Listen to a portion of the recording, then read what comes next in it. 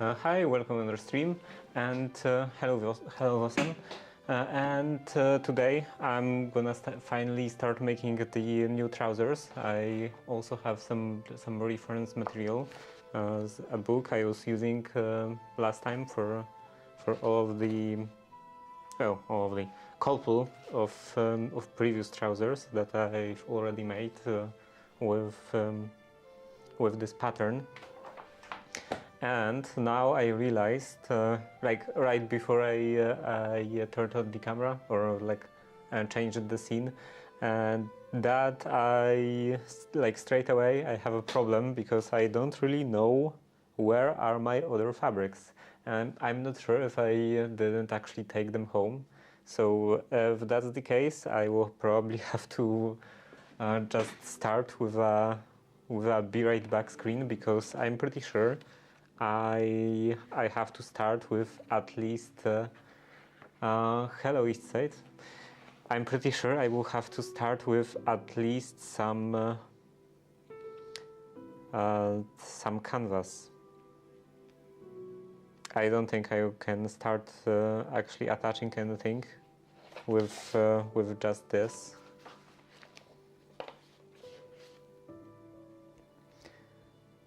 Yeah, I will probably definitely need to start with some fabric. So yeah, looks like I have to do a be right back screen like straight away at the very beginning of the stream. So yeah, I will go get the rest of the fabric. Okay, that.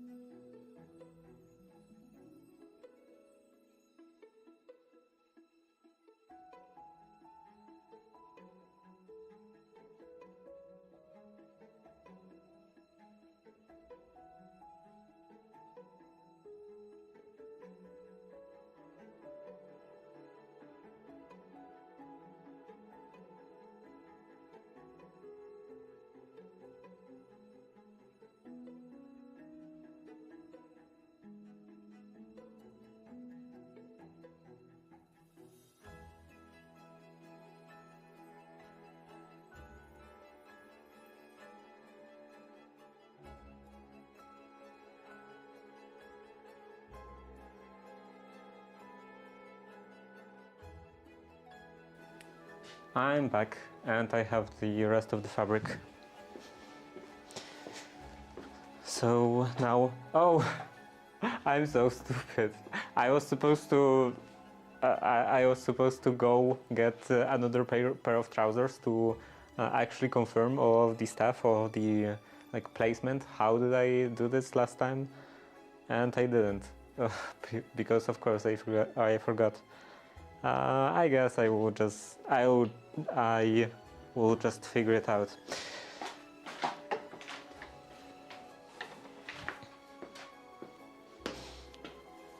I think that first I have to attach all of the like special pieces inside, construction pieces, and then attach all of the all of the parts together afterwards, not the other way around.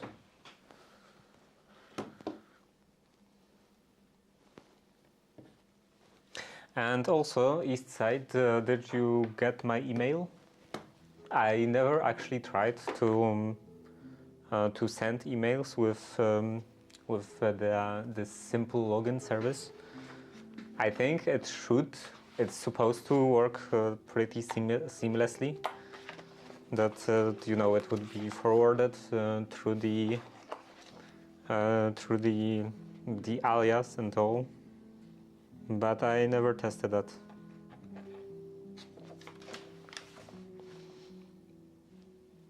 Or like to be more specific, I responded to your message. If that makes a difference in like looking for the message or something. Okay, making and finishing. Is there anything else?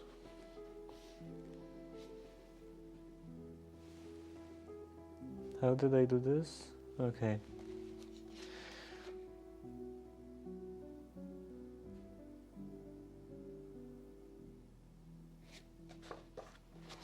I think I didn't add that part for the front of the pocket. Yeah, I have it. Okay, that's good. Yeah, I'm pretty like I have this part in here. Like this would be the inside of the pocket. You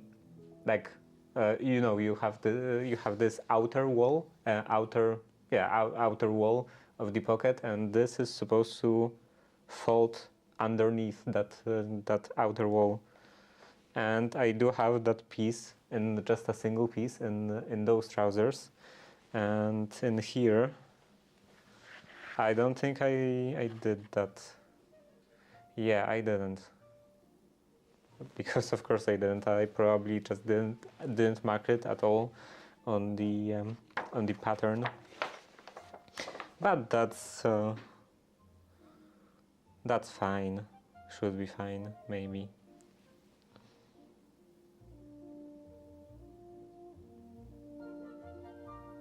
I will just have to attach something to that part.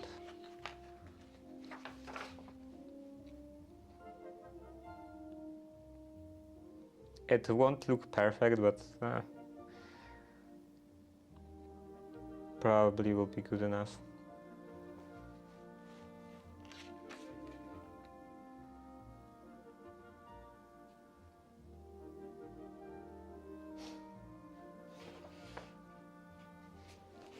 So again, making and finishing. The making, wow, this is really not very readable.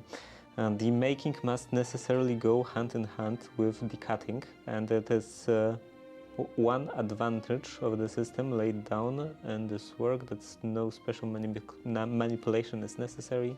Still, there are some well-known principles of manipulation to be imparted. Yeah. Receiving the garments. Where is the actual start? Whether best to shrink. Process of shrinking. Sewing the seams. Okay. Pocket mouth must be made up and properly stayed on the top side. And piece of linen basted on the fork.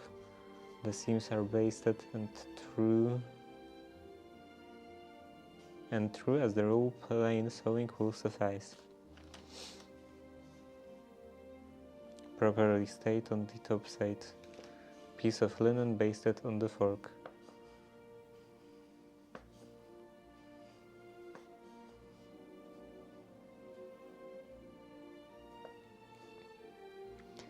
And if underside are slightly fold over the seat.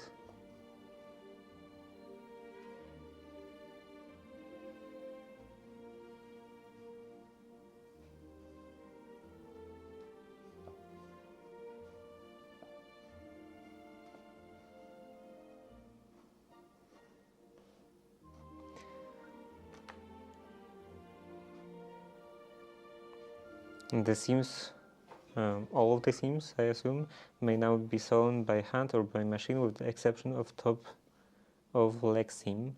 And leg seam, I believe this is the inside seam, so it would go in here, top of the leg seam, because this is side seam, I think, where about 12 inches at where for about 12 inches it should be sewn by hand for the better flexibility, I think. A facing should be sewn to the underside independent of the inlay.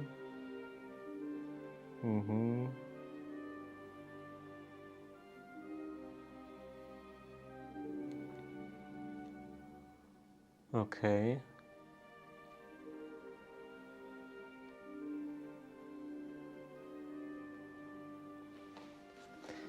Yeah, this everything in here should be fine. Now the actual fabric. This I don't need. This is one of the fronts. This is another one of the fronts.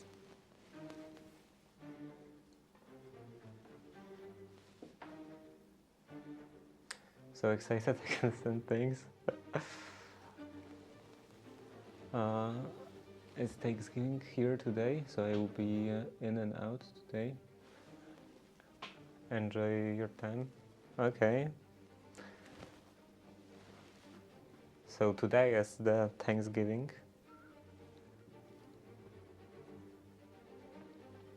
Maybe I could make some eggnog. I remember that I remember watching a video from Adam Ragusia, I think, and he was talking about the recipe for the eggnog. Hello, Queen.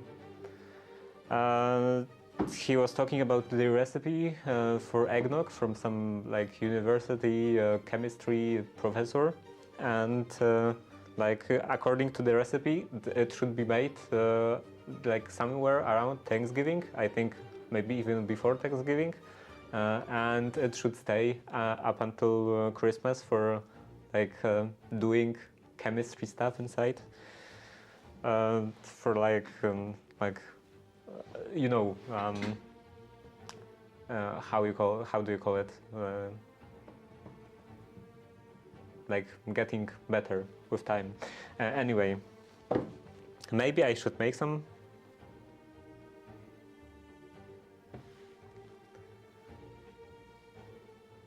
I did make some in the last couple of years, but sometimes I actually have a problem with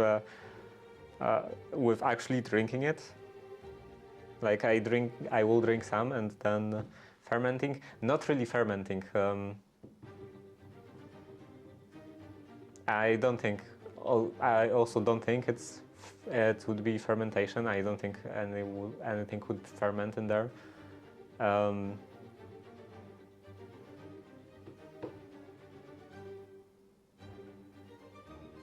I completely forgot the word. You know what? When you have aging, I guess aging would be good. It's supposed to age.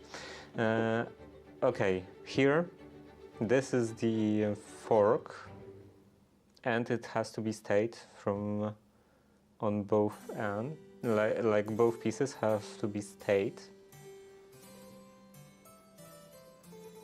And this is supposed to go this way.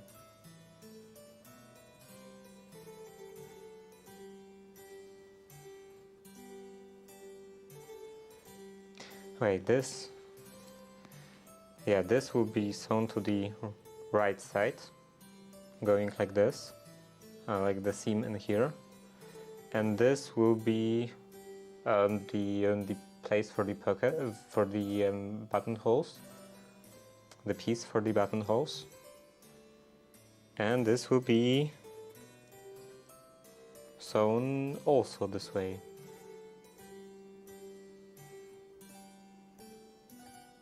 No, it would be sewn this way, seam in here.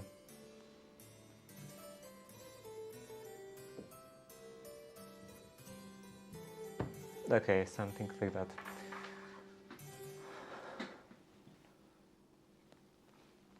We have a friend visiting, cooking a meal.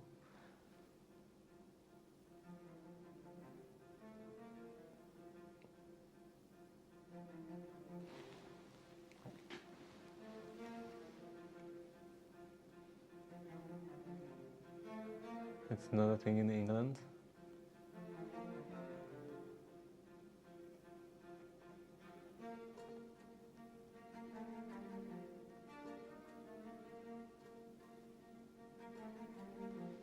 Come visit and try it. Oh, too far away.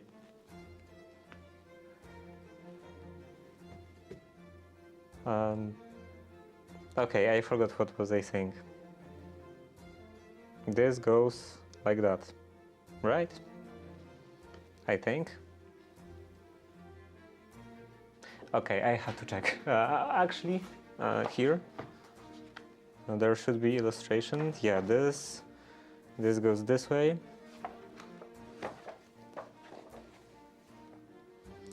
The seam will go in here. This is the left side.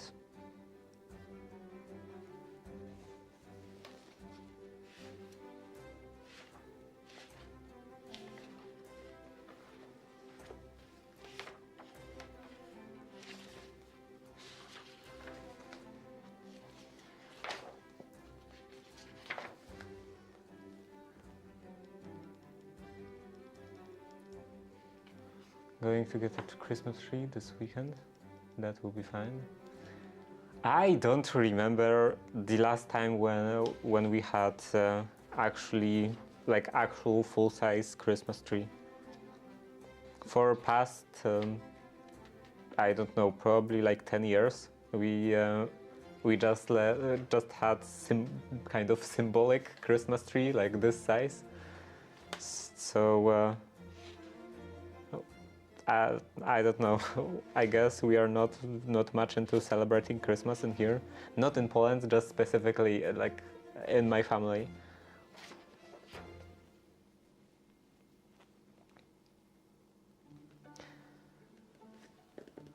And also, we never had like actual like alive Christmas tree, like a real Christmas tree. Always just some plastic one.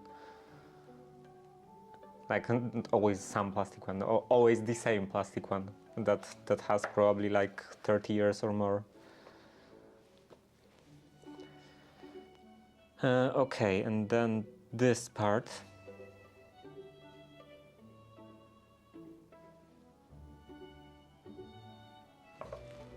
This would have the seam in here,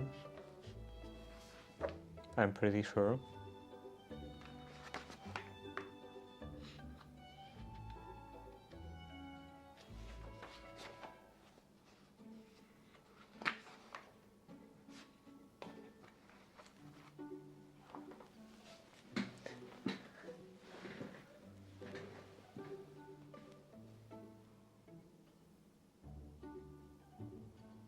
And Boxing Day.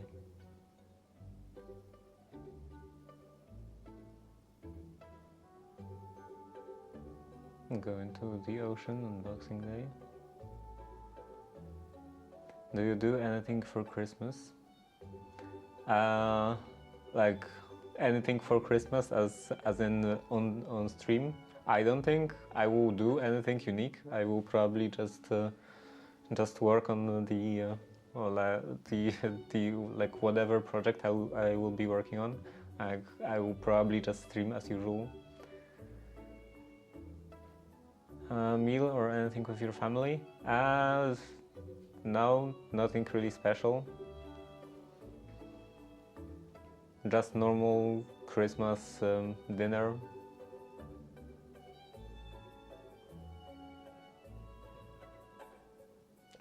Actually, I don't think it will be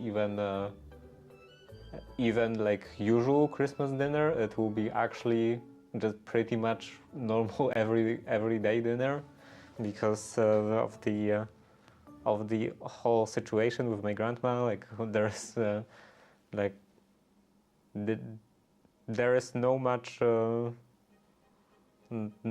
like workforce to make something actual and like actual substantial, I guess.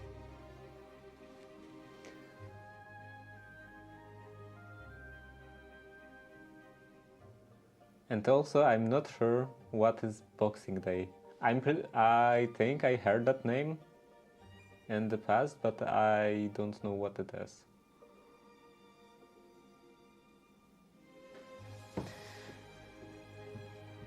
Okay, then I want to get the pattern for the fly, this one. And how does it go? Okay, this is a bit longer. I can use my new ruler. Boxing Day is the day after Christmas. Okay, so we just call it the second day of Christmas.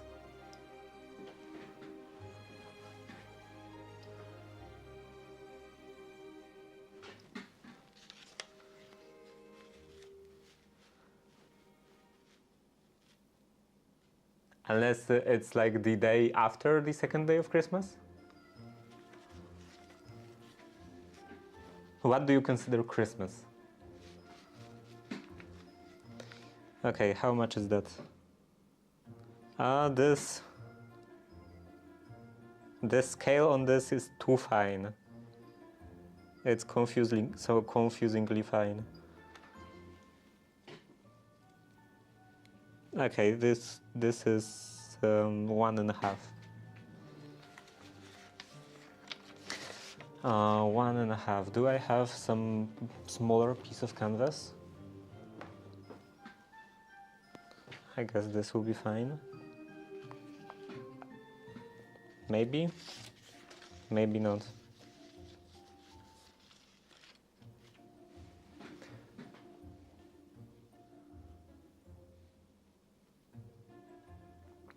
Boxing Day is 26. So yeah, for me it's just the second day of Christmas.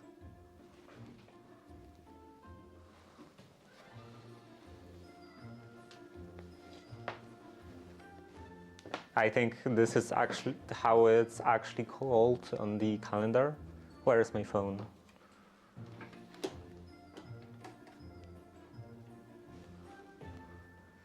I know some Germans do Christmas on Christmas Eve.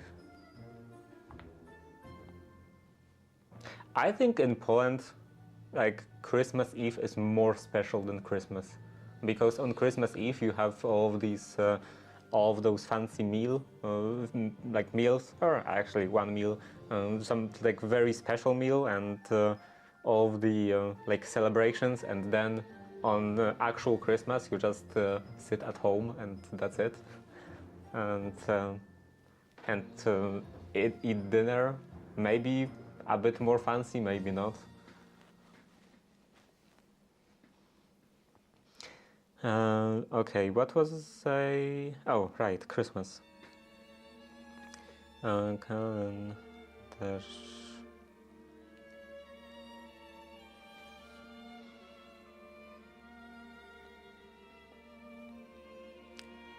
Where are names? What a stupid calendar. Here? Okay. Here. 26. Yeah, it's just Christmas day 2.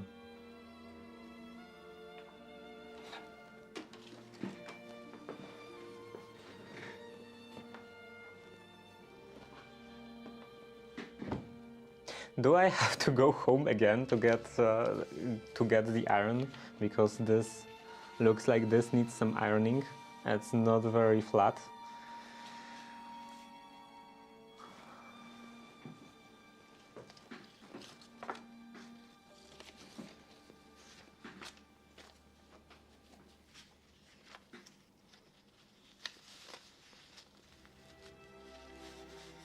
It's so annoying when I have everything at home.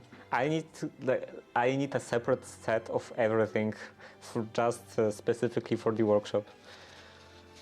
Of all of the tools, of the utensils, other stuff.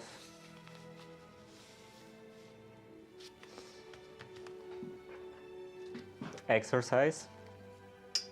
I was saying yesterday, I think, that I should just get to the level of calling Furze or Furz. Like how is it pronounced? Anyway, I should get just to his level and just build underground passage between my house and the workshop. Because yesterday. Was it yesterday or the day before yesterday? I think yesterday. It was so annoying when I had to take something from the workshop. I was at home and I had to plow through the wet snow while it was actively snowing.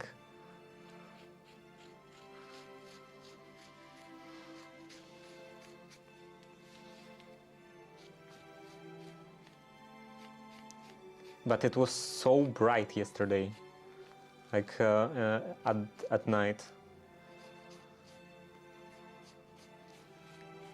And I realized that I don't know a lot of things about the world. Because like I was wondering why is it so bright? Maybe there is like the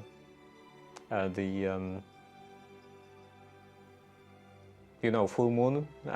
Is there a different name for full moon? Anyway, I thought that there is like full moon or some maybe or something else, but still, it's like super bright. And then I was thinking about it a bit more and thought that it was snowing and it was super bright last night. So after a while, I thought that. Wait, does it have something to do with the fact that it's snowing? Because snow reflects the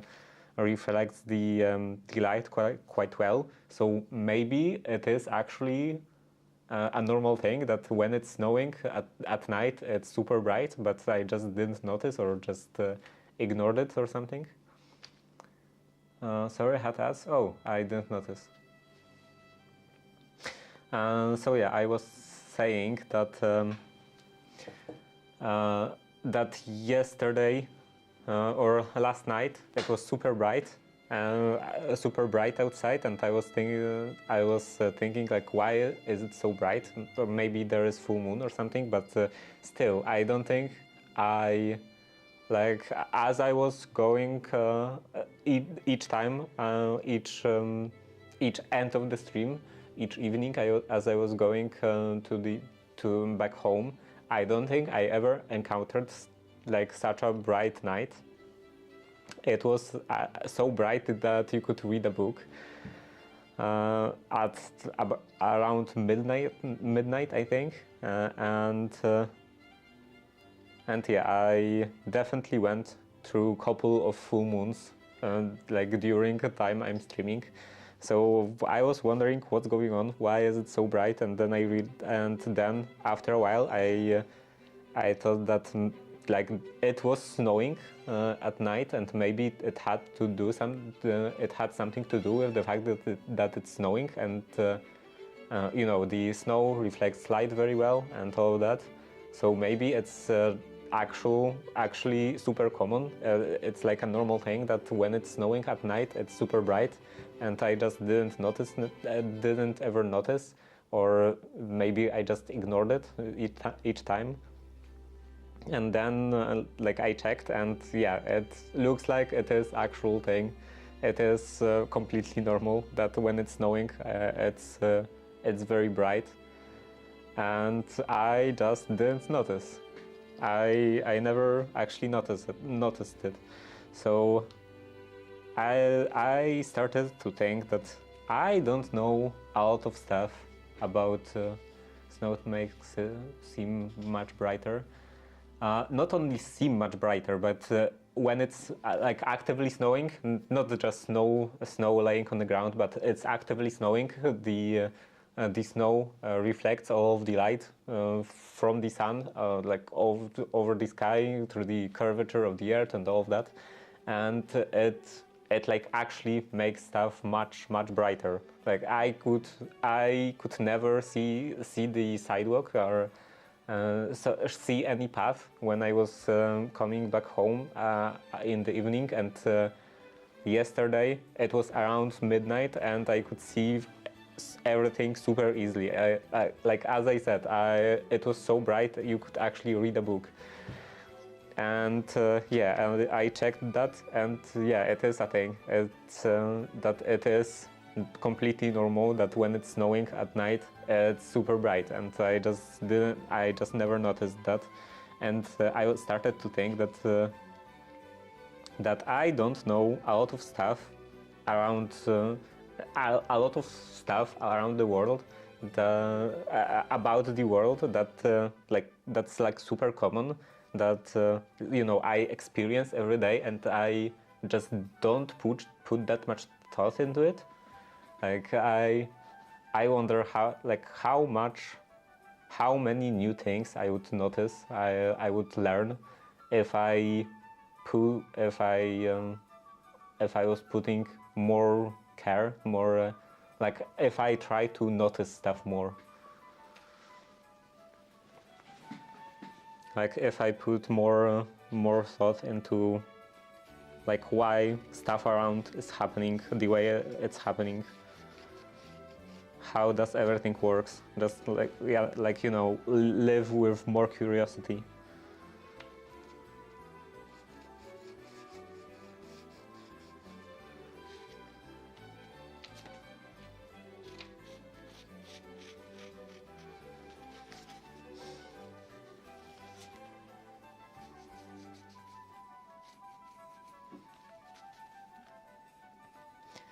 Okay, now it has to go a bit further.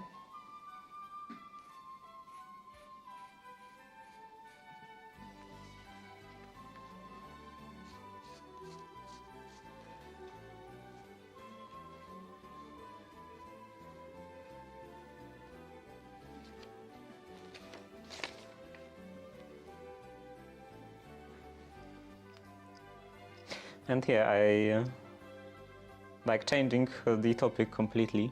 I installed those LED lights and in my grandmother's cabinet that I was taking care of.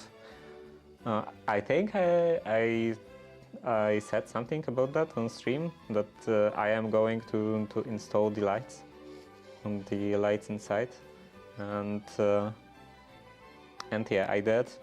At first, yeah, I definitely was talking about this because I was wondering, like, how should I install them, and like maybe I should put them underneath, like underneath each shelf or on the back wall, and I decided to put them underneath each shelf, and it didn't work because, like, who would have thought that that oily stuff, because those boards, those shelves were oiled, and who would have thought that oily stuff doesn't, like, that glue doesn't stick to oily stuff.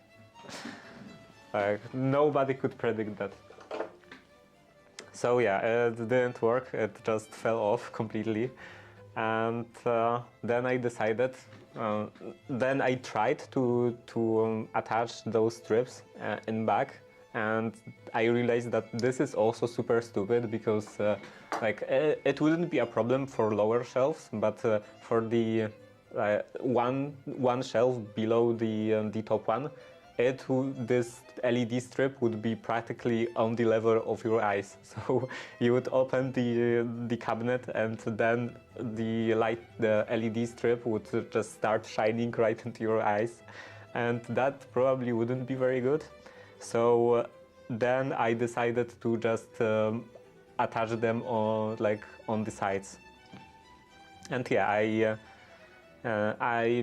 I took some pictures and I posted them on my new Acoma account, Mastodon compatible.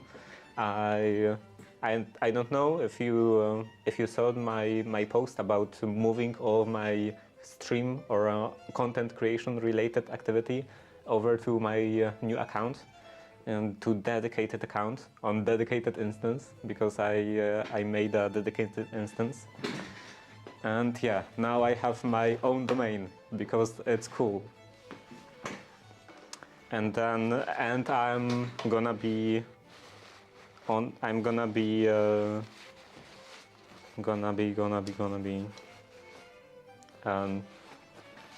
what did I want to say?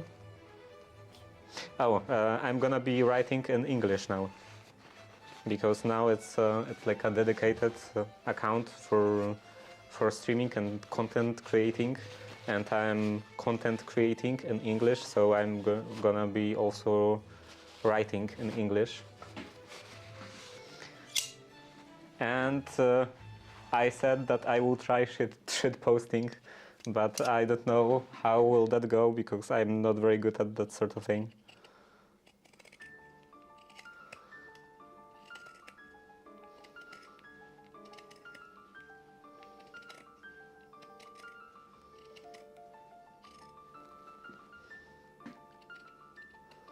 I'm not very good at remembering that social media exists.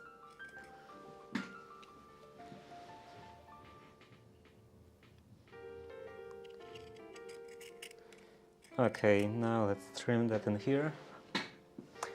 Is there a link somewhere? There is a link underneath, like in the channel description in here. And also I posted it on Mastodon, on my original account, now my private account, I guess, or backup account, and it's also on my website in the links section. So basically all over the place.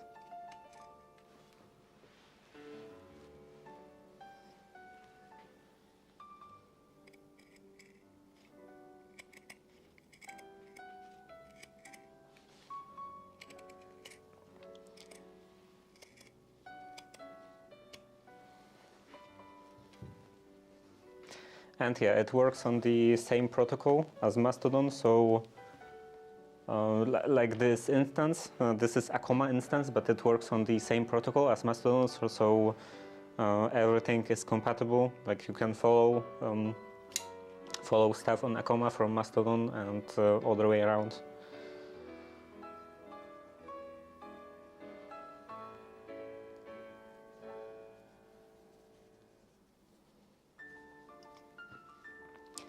Okay, this should be good. And then I need to trim that a bit. And I forgot to actually say what my point was.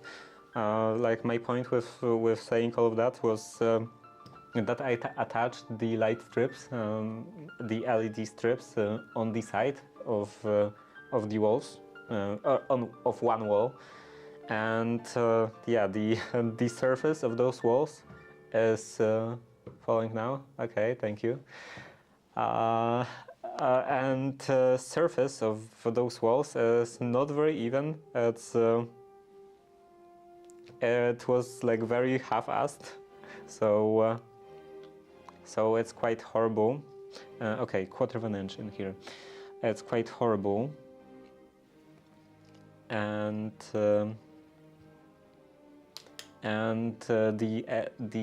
adhesive on the LED strips doesn't stick very well to it. Like it sticks quite good. Like of course better than to the wood, the oiled wood, but there is not that much actual surface area, actual contact. So they are just eventually falling off. So I will probably have to reattach them with hot glue, I guess, would be the best choice. Maybe just couple dabs of hot glue on each end, or maybe also in the middle. I think that should be enough.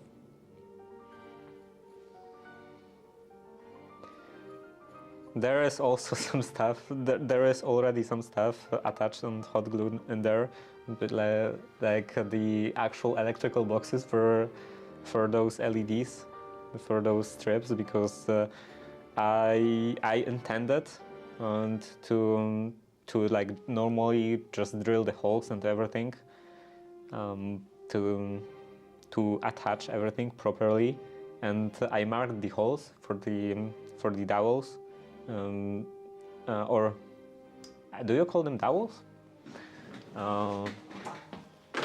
This? No, it's not in here. Okay, oh, here.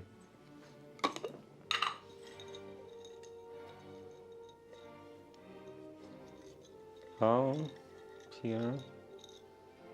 Okay, this thing, like those plastic stuff that you put into the walls, and then into the end you put in the screw.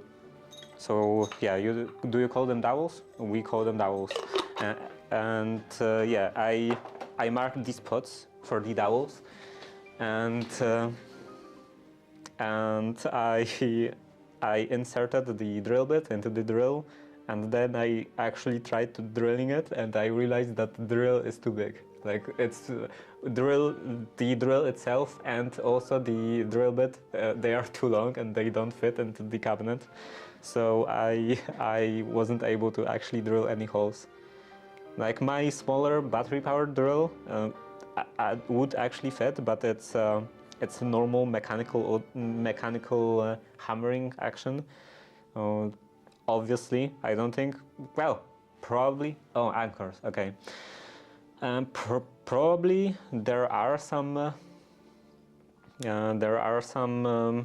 like pneumatic hammering, like rotary hammers, battery-operated rotary hammers or something, but this is not one of them. This is just a normal drill with some mechanical hammering, and it wasn't feasible to use that on this wall. The walls in Poland are too strong for that. So yeah, I decided to just attach all of the electrical boxes and stuff with hot glue.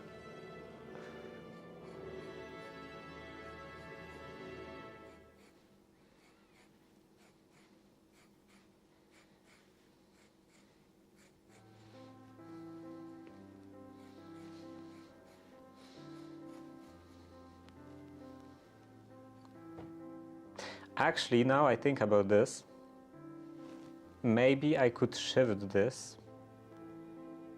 That's not important. Doesn't matter. Okay. You're a good grandson. And also cabinet looks nice. Love the wood shelves. Yeah, they were horrible shelves, and it was a horrible wood. It was never actually finished. I wasn't refinishing it because it didn't have any finish in the first place, and I'm pretty sure it was wood for forming concrete, like used for forming concrete, because you know when you are making stairs or something like that out of concrete, you have to make a form out of wood, out of like wooden boards, and I'm pretty sure those were the boards used for that purpose, because they still had some concrete on them. a bit like they were covered with concrete dust and also had some actual bits of concrete. So it was quite horrible. Like working with them was horrible, and also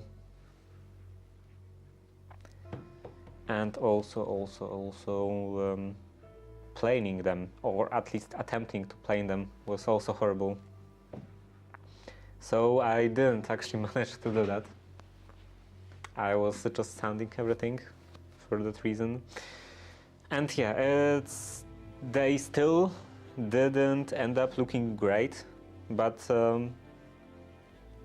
with all of the oil, all of the like tang oil, and with the lightning, they actually look quite decent, I think, for that kind of quality, for that kind of quality of a wood.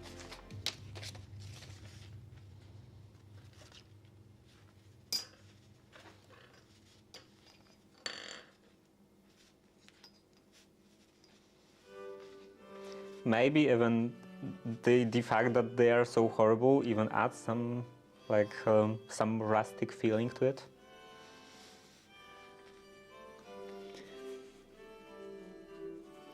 Okay, I will try to align this. Also, I forgot to turn on the recording. I should turn on the recording. Let's see. This was filter. Set enabled true. Okay, now it should be recording.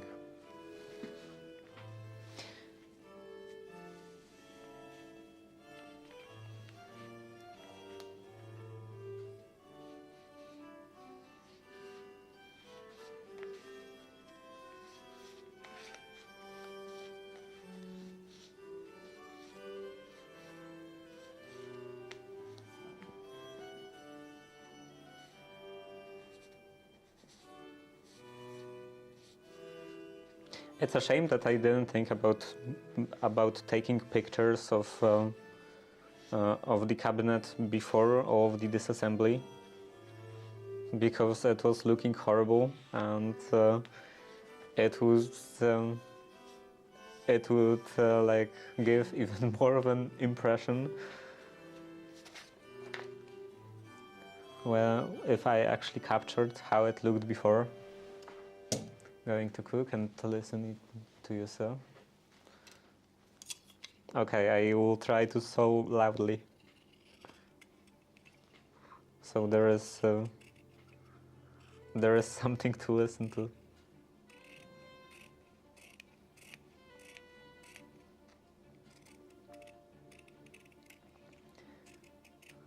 Also, yesterday, like one of the reasons why I had to come back here. When it was snowing, I wanted to test my printer again, 3D printer, because I have problems. Like, it doesn't want to print correctly, and then like I bought actually a new like spool of filament, thinking that maybe this previous filament I bought is just bad. Because it didn't want to print correctly, and then I bought a new spool of filament, and yesterday I tried to actually print something that came out okay the last time, and it didn't came out okay this time. So I'm pretty sure my printer is actually broken. There are, I think, two possibilities. If either there is something wrong with the feeding mechanism, so if the pressure is wrong with this, this lever that pushes the filament into the gear, or the gear itself, like the gear itself is slipping, or there is something wrong at the extruder end. Like maybe the nozzle is clogged. I never had a nozzle clogged, so this would be the first time. So I guess maybe not tomorrow, but maybe on Saturday I will try to clean that a bit. Probably not on stream, probably off stream. But yeah, I hope that it will actually help, because I want to print some stuff. Like, I want to print this. I have a lot of those tissue boxes, and I want to print those frames, because I could really use those. These boxes would be really useful. And also, now that I'm standing,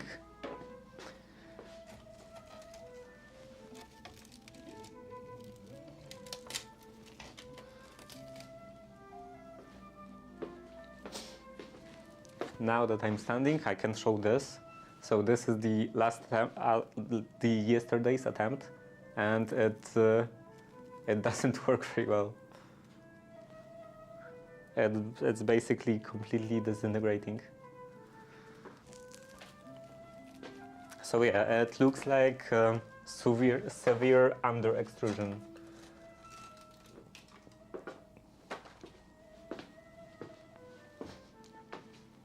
I remember that the printer came with the set of tools, with the the special wrench for the nozzle, which is probably just a standard wrench, like M something, M, I don't know, 6 or 4 or something, well, probably 6, I would guess. And there was also this cleaning needle for cleaning the nozzles, and I hope that I actually have this still, because it would surely work very good if it was actual proper size, instead of just some random straight stuff. Okay, now I have to get the machine.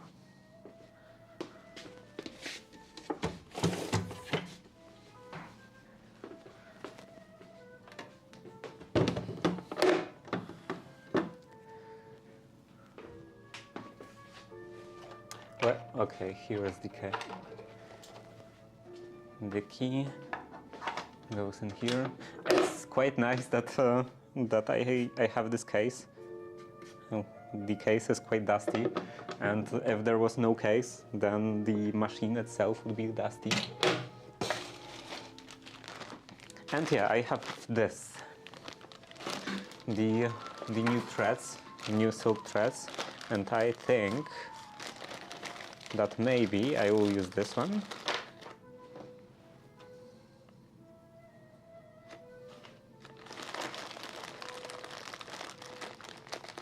I usually use this one, this as pretty much universal, but I think this, yeah, on camera definitely, this blue, maybe a bit purple, does look better on this. How about this one? This is lighter, and this fits more with those light spots, but overall I think this one will be better.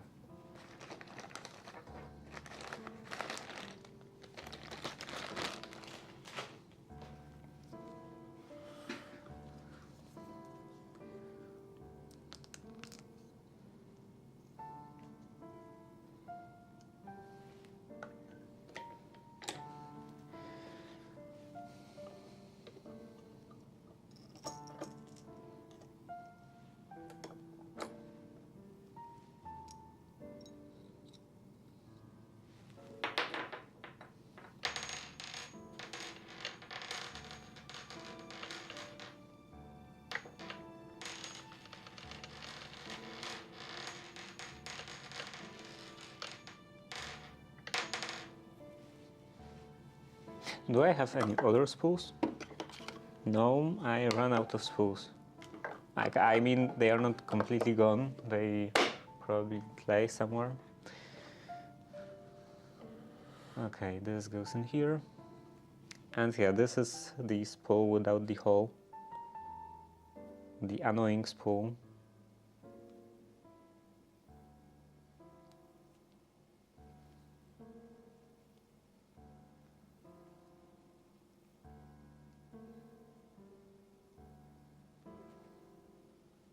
I hate dealing with those holeless spools. You have to just somehow wrap the thread around them and then shove it in here so that it doesn't fall out. And this end I can cut off.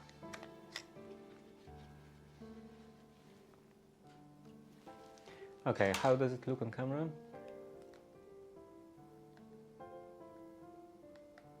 Focus is set to continuous. Maybe I would change to manual focus.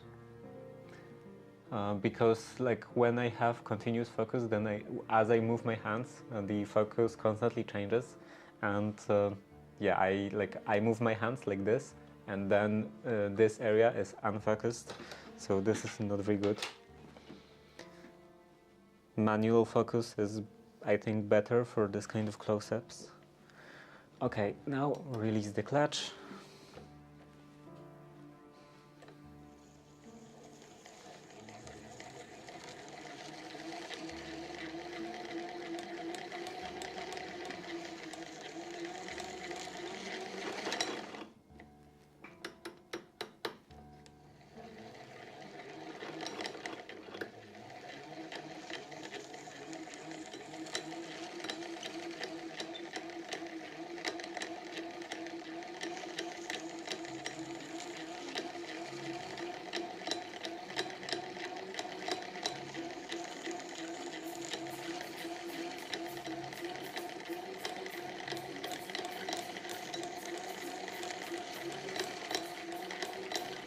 I will just fill that completely.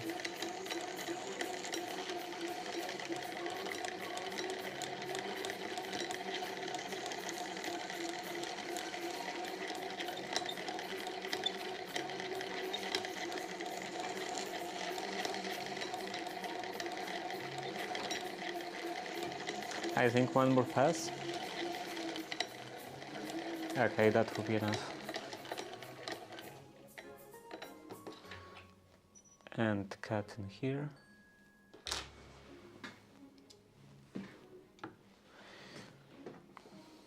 This goes into the shuttle.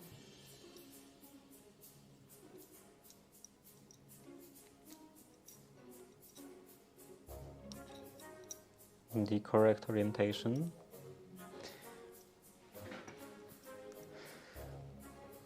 So yeah, I'm already making trousers. So I have to start thinking about the next project. Like actually buy materials for the next project.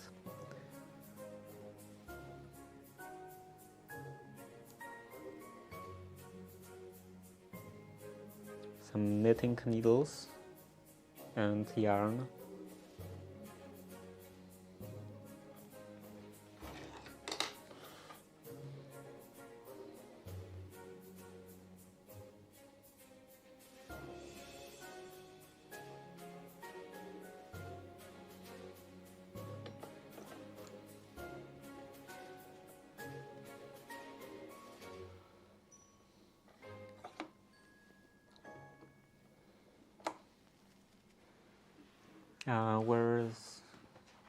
Where is the ruler?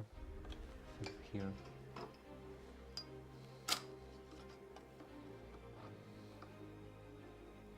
Okay, this doesn't fit this way.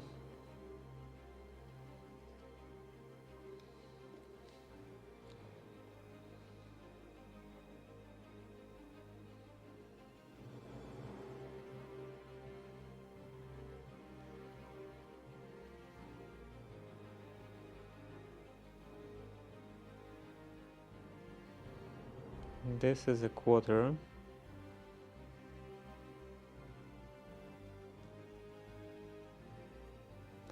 And that doesn't quite reach the quarter, as I thought. Okay, so This goes onto here.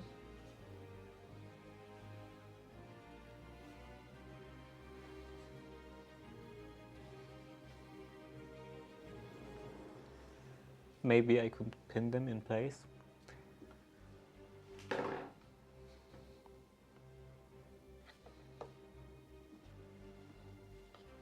Starting from the bottom.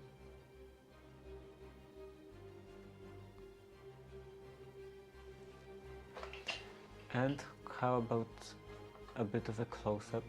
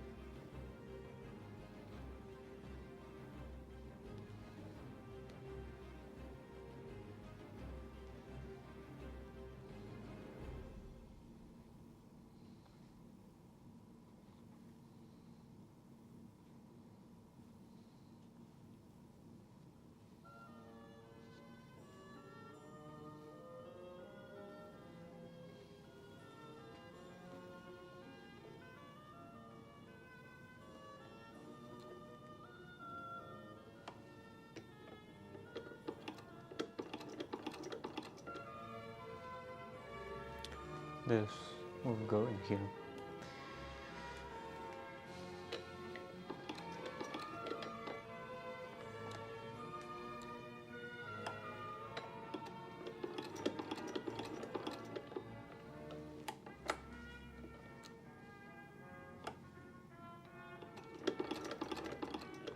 Okay, I forgot that I actually have a lamp.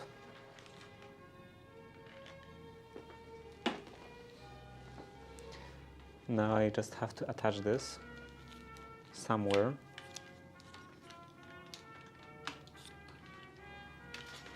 But where? Can I attach this in here?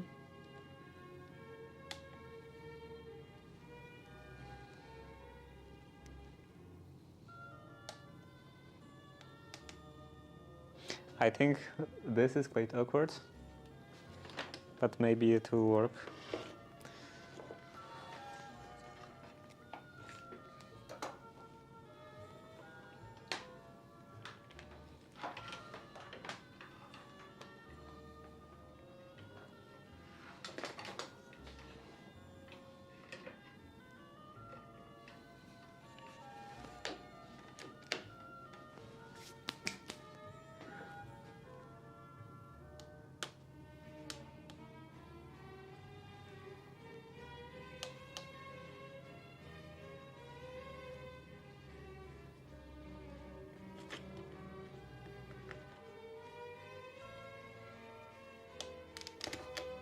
Okay, this is very awkward. Maybe... Yeah, I don't have any place to attach this. Maybe just on top in here.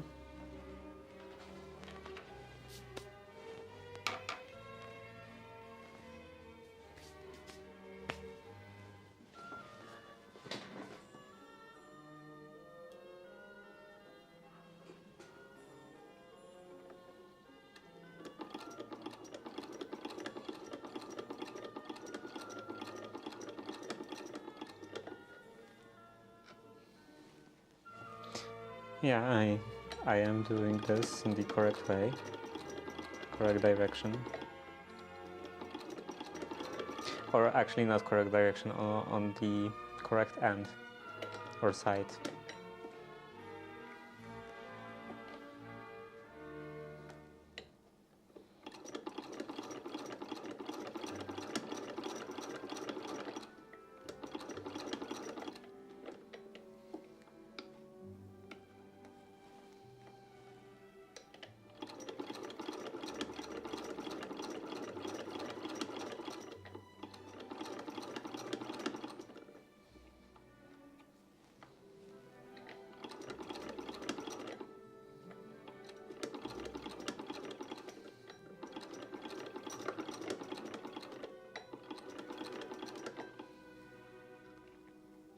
I guess even if I wasn't, it would be fine because I have to do like the mirror image anyway.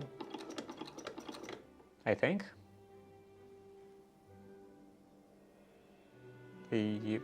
Yeah, or no? Wait, now I don't know.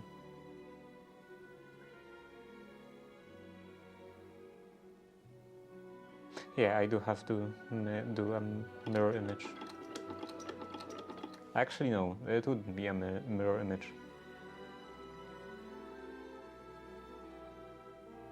Or maybe it would. Anyway, the point is that it's fine. Everything is fine.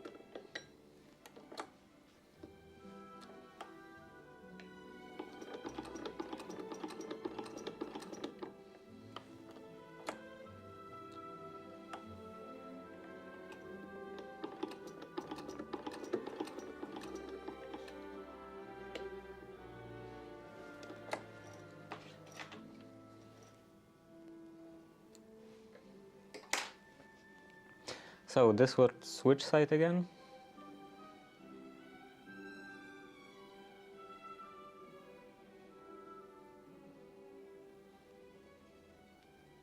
Okay, this is for the right side. It needs this piece of canvas inside.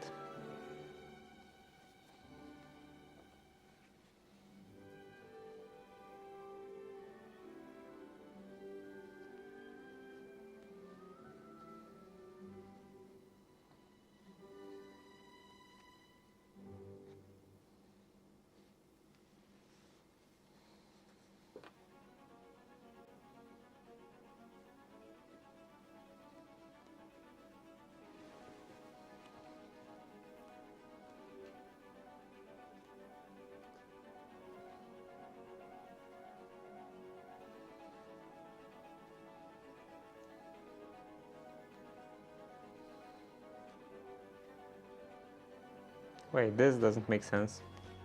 If I attach this like that, I wouldn't be able to turn it. Okay, I guess I have to base that. Let's take some of this thread.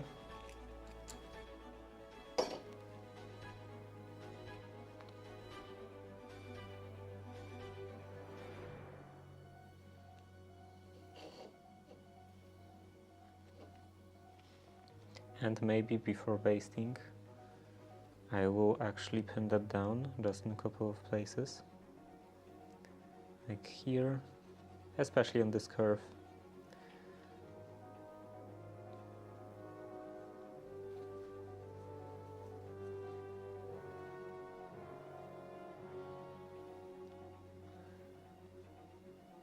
Here, maybe this could use some trimming. And here.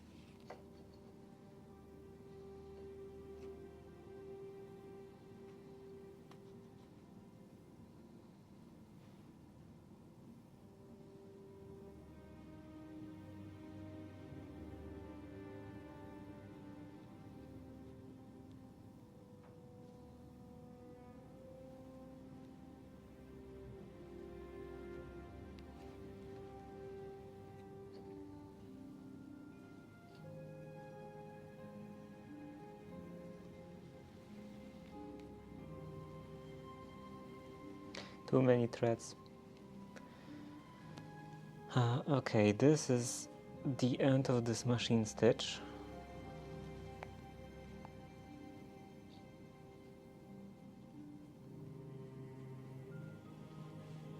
Or even the beginning, because it's longer, and the beginning was longer.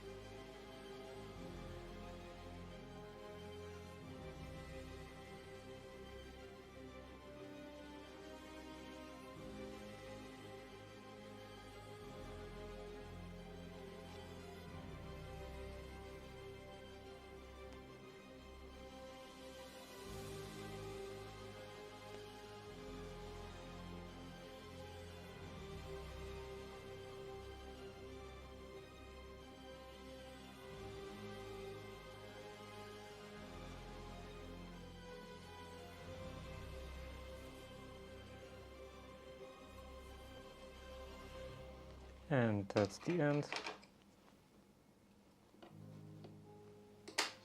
I can pull out all the pins.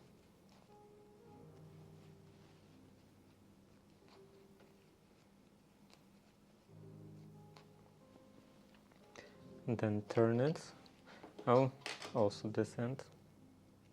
Cut. Then I can turn it.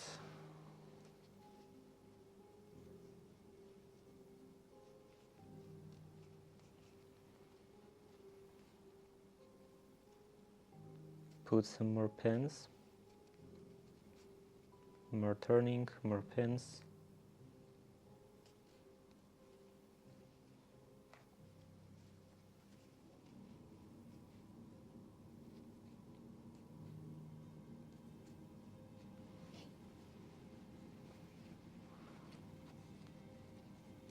And this will be, I think it's called the button stand.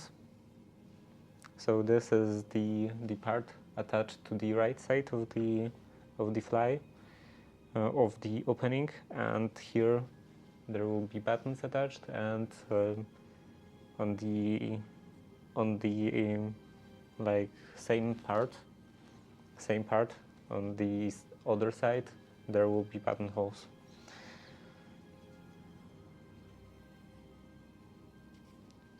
What's this?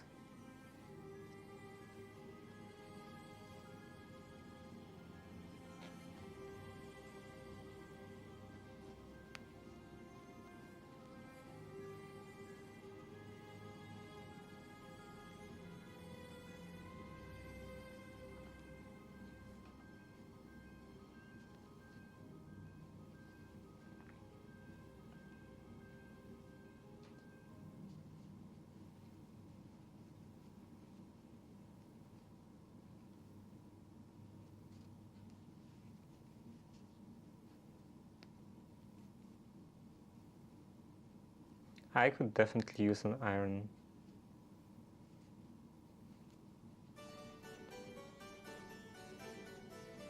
Maybe I will even have to use an iron today, because obviously I will have to use an iron eventually.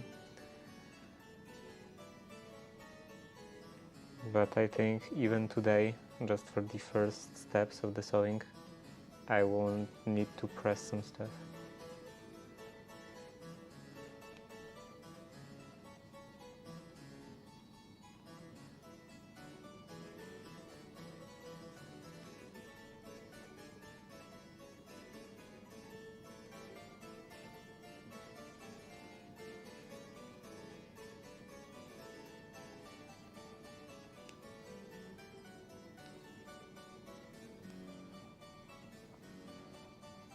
And I think that maybe it would be better to have this part, or maybe even the canvas, a bit longer,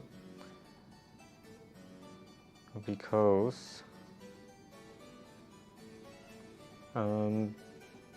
it would give some more room for finishing the edges. But this should still be fine.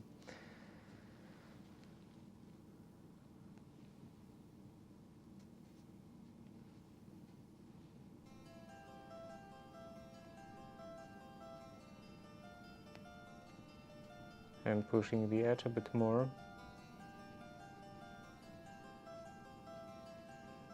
Okay, there should be fine. Now, this goes in here. Which way? This way, maybe.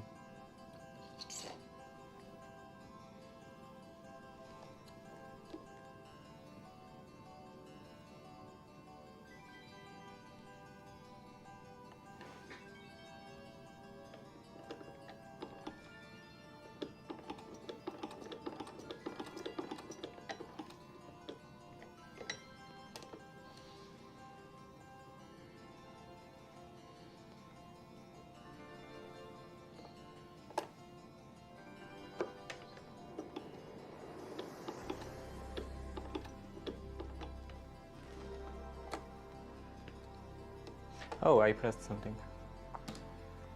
Here.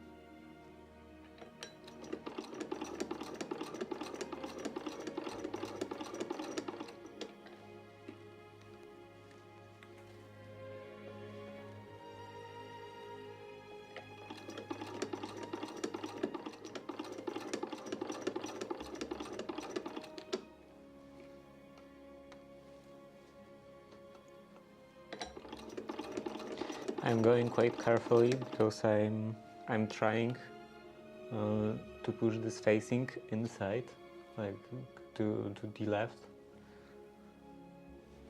so that this outer fabric would cover also the round on the edge, the round part. Not that it would be really visible from the outside, so probably not something that will matter.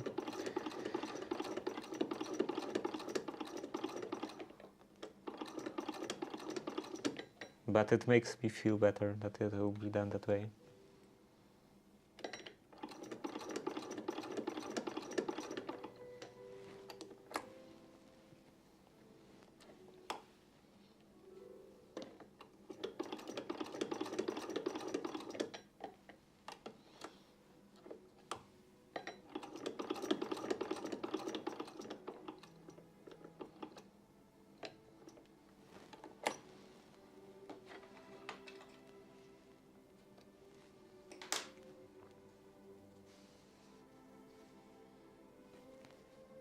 Okay, so this is done. Now I can pull out this basting stitch with something. Where is it? Oh, I see.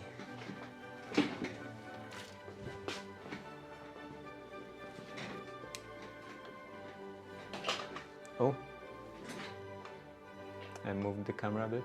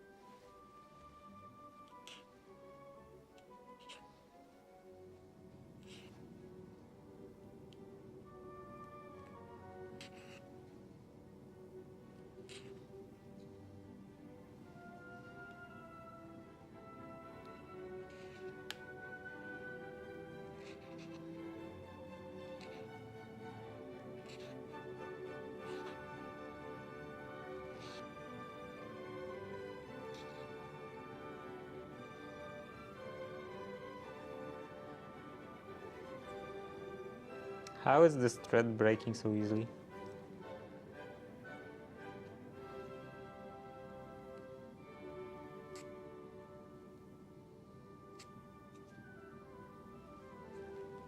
Is there something wrong with it?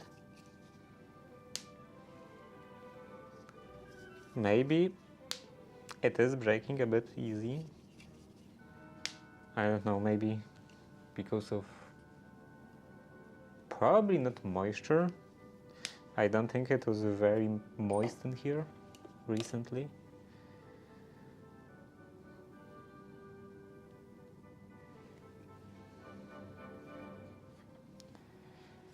Okay, this part is done. Now I have to do the same kind of part, but with the seam on this side, on this inward going curve.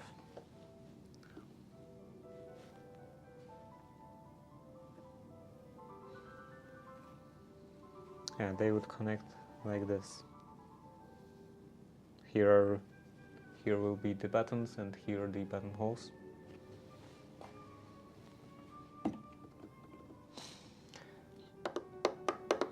And in here, it's more important to do something like this, to put more of the outer fabric on the edge, because this part will actually be kind of visible at certain angles.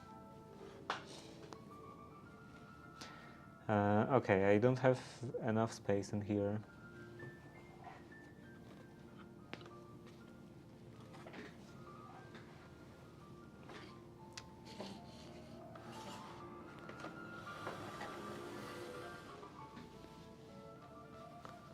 I don't think I will need this for now.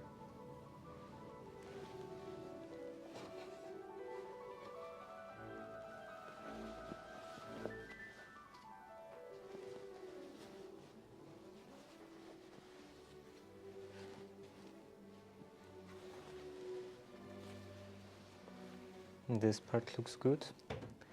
And where is the pattern? Here.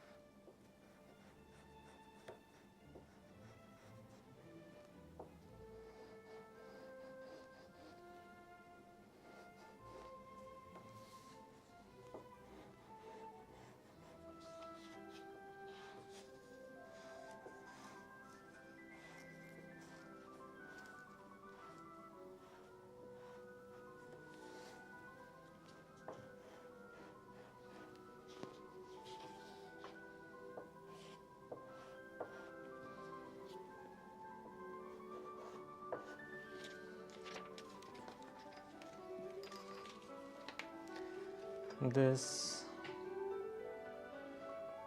and then I will make this a bit longer on this side, on this side, and then 1.5 inches here, here, and here.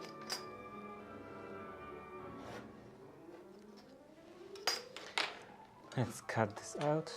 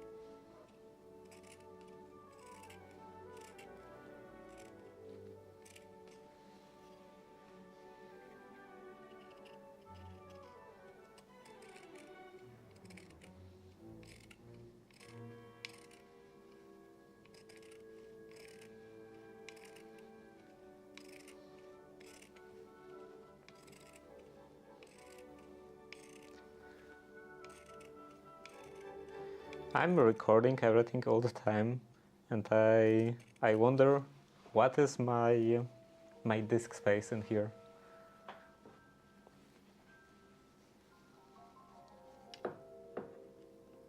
I often struggle with this disk space, especially on my server.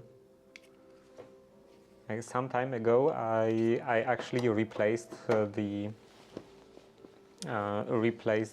drive, the main boot drive on my server, because of basically because of Docker, because Docker, as I think pretty much any containerized format, uses a lot of space, because it has its own separate environment for each app. And yeah, it was using up a lot of space. And also, I think that by default Docker just keeps all the previous images. So if I'm pulling the latest image of like whatever software, it just keeps the old version. And I'm not sure how to prevent it from doing that, other than just removing unused images manually. I could probably just read that in the documentation or something, or even in a man page. But anyway, I'm not removing that in any sort of actual automatic way, as in as some argument or in the command line or something. So the old images just accumulate over time, and because I have like now I have, I think, 256 gigabytes for the boot drive. So I just forgot about the fact that they sometimes accumulate and sometimes use up a lot of space. And today in the morning I had a problem with DNS, and then I looked.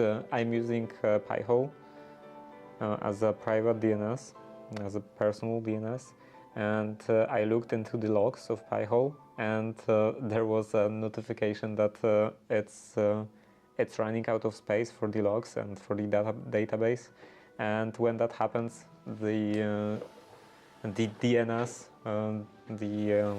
the domain resolution just fails, just doesn't work. So I ran this command for cleaning, getting rid of old containers or old images, unused images. I think it's like Docker prune or something, and it removed over 50 gigabytes of unused images.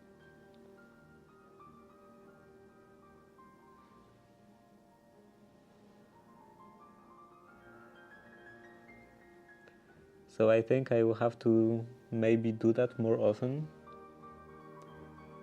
or remove the unused images regularly, or maybe read the documentation, because maybe there is like actual command, actual argument for that, like during pull remove old image or something.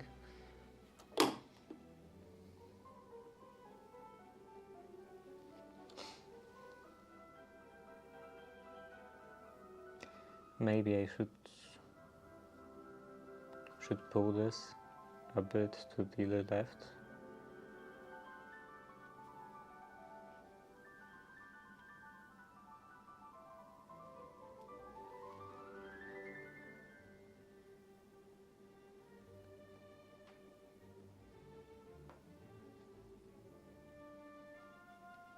I never know which side is right and which side is left.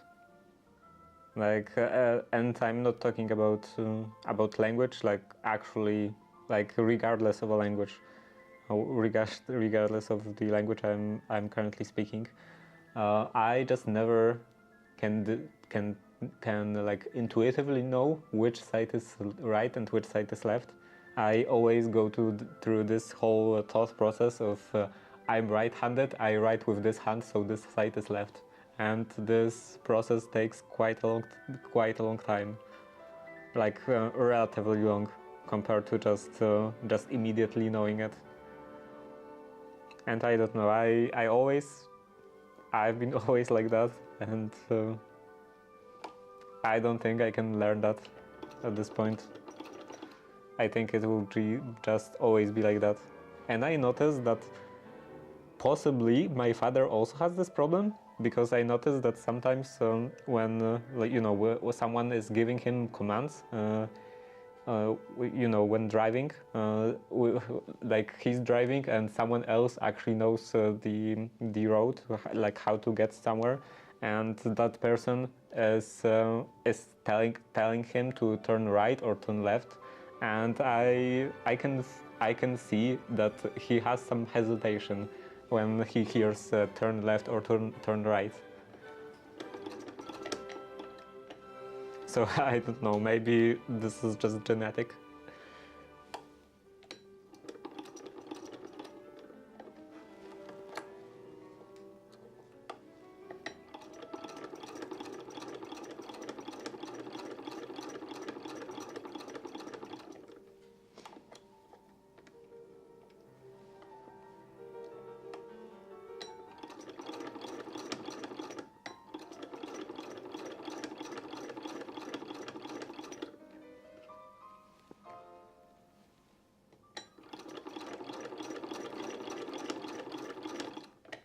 And I remember when I was doing, you know, all the courses for the driver's license, I mentioned this fact.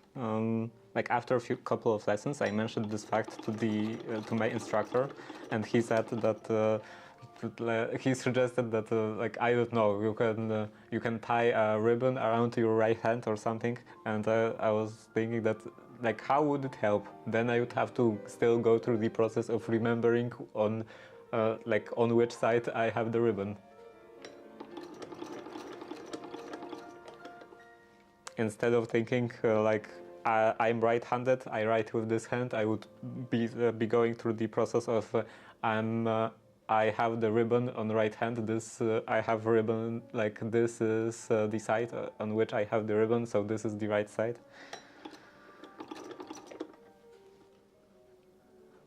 That doesn't seem like it would help much.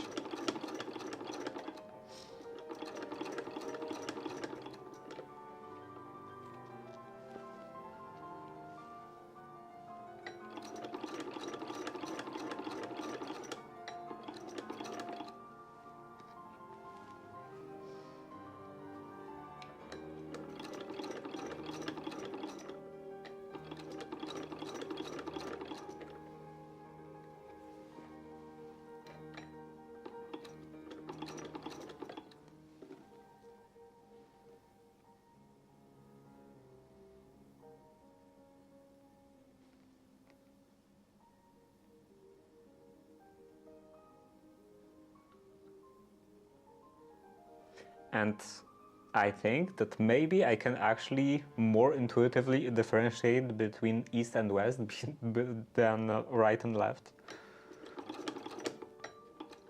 Even though I'm definitely using east and west less than right and left. I don't know, like words are weird.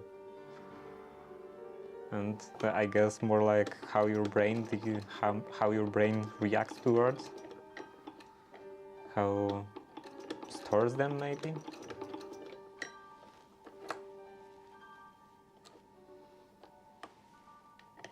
So yeah, maybe not words are weird, the brain is weird.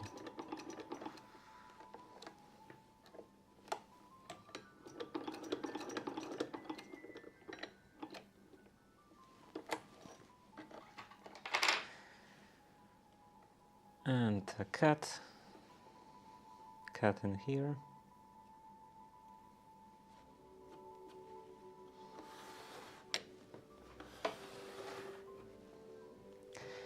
And then I need some canvas. Canvas, and out of canvas I need to cut another one of those. Not this way.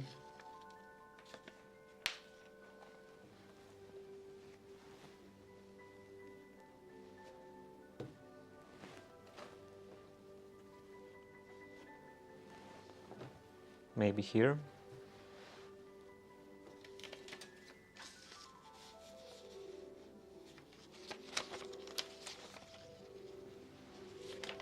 Or maybe like this. Going down. Or maybe going down in here.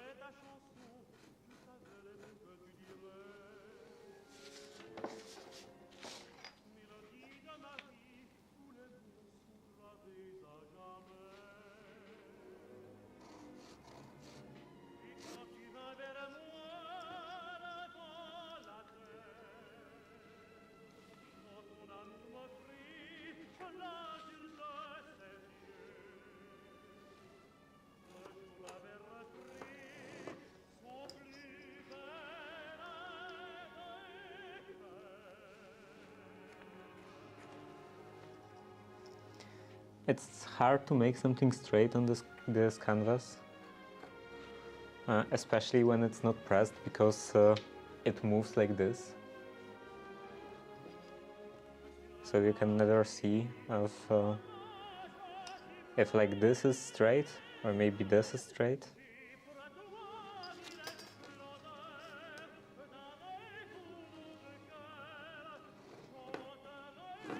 You can follow the actual threads, but that's quite hard. Okay, now I can cut this out.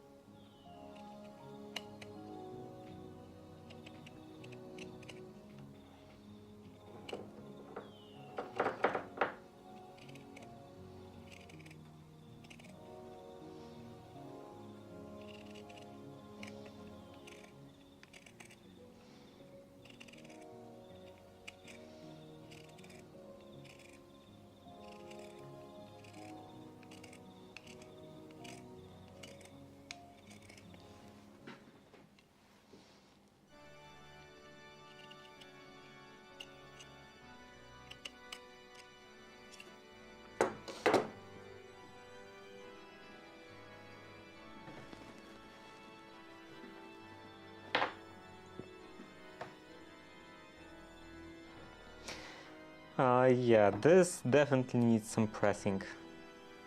I guess I will have to go home and then bring the iron and also the pressing board.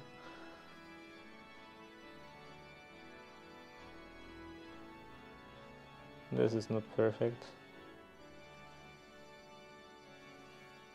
Well, anyway. So yeah, in that case, be right back.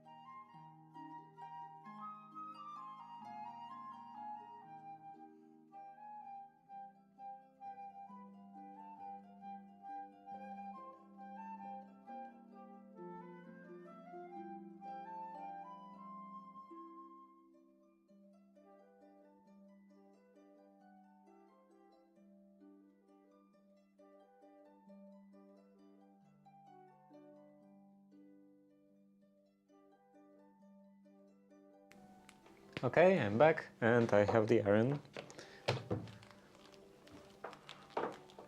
Oh, it's running away. Okay, this goes into here.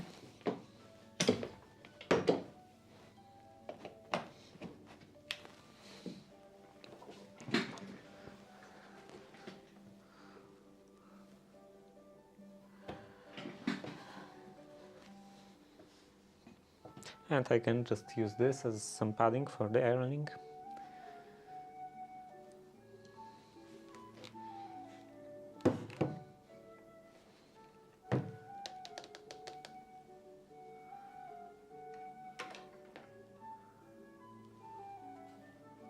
How is it without the additional light? I don't know which one is better.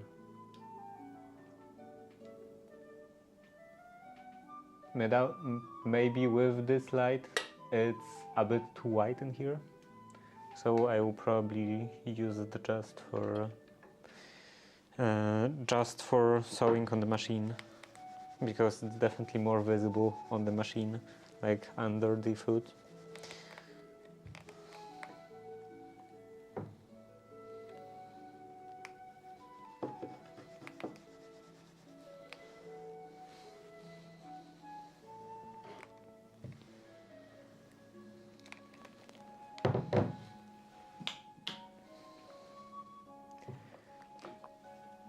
This can go on this side.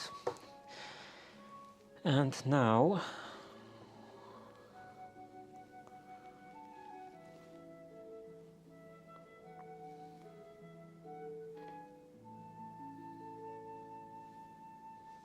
yeah, as I said, it's hard to see which way it's straight.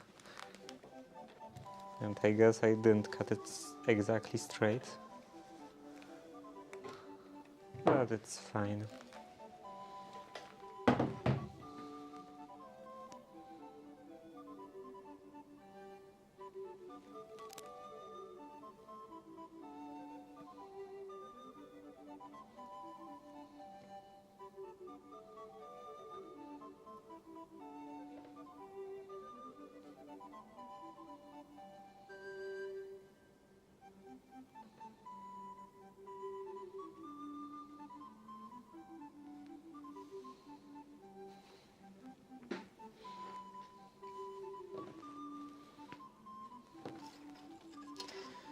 Okay, what's the distance? This is pretty much exactly 1/4 of an inch. So I can just lay this flat as it normally wants to go, and this side doesn't quite line up, but it's fine because like I want this I want this kind of space. 1/4 of an inch.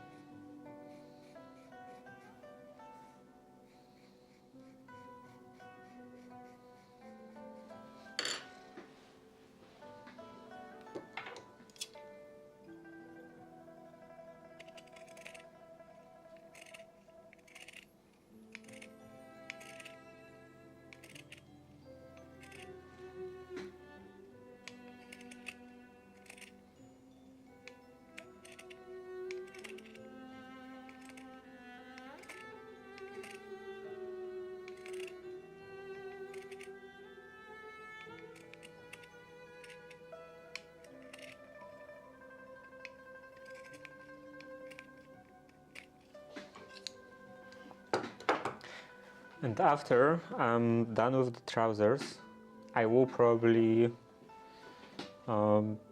start doing the socks, start some knitting. But after that, I don't know if we won't have to do some speed running of door restoration, because like my grandmother said that it would be nice to have everything finished by Christmas. And like the walls are pretty much done. Like the other corridor still needs painting, but that's just one day. And yeah, the walls are pretty much done. The all of the electricity is pretty much done, but the doors, I'm still at just four out of 8. Well, 4.5 out of 8. So that's not very good. Okay, now maybe I can plug this in.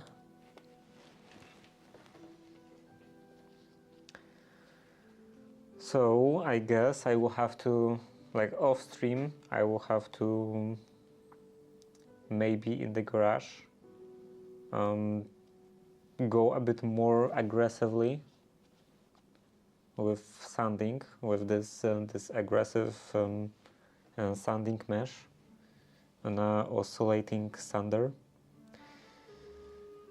And then, like first of all, I have to like remove all of the paint with the torch, and that I will probably do in place, like without before I will even remove the door, all of the doors from the hinges. I will just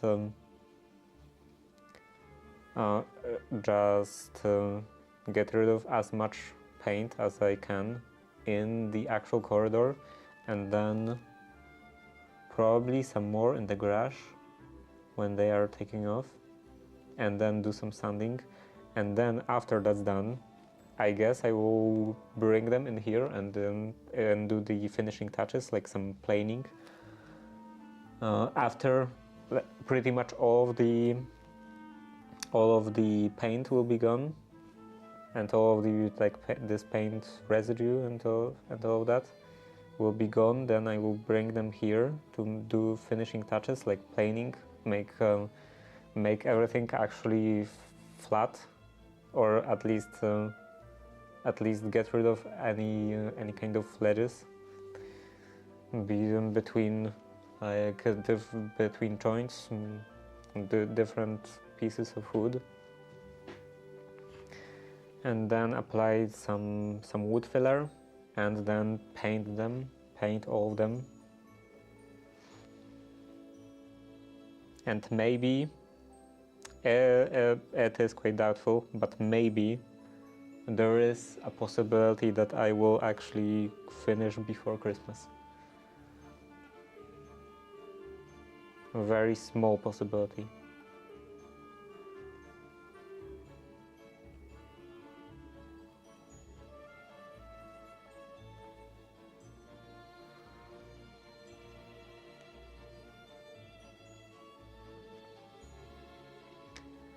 So that's gonna be a lot of work.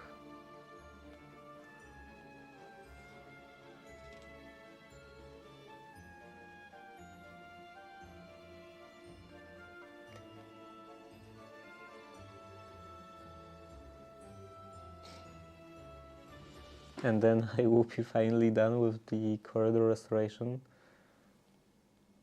or renovation even.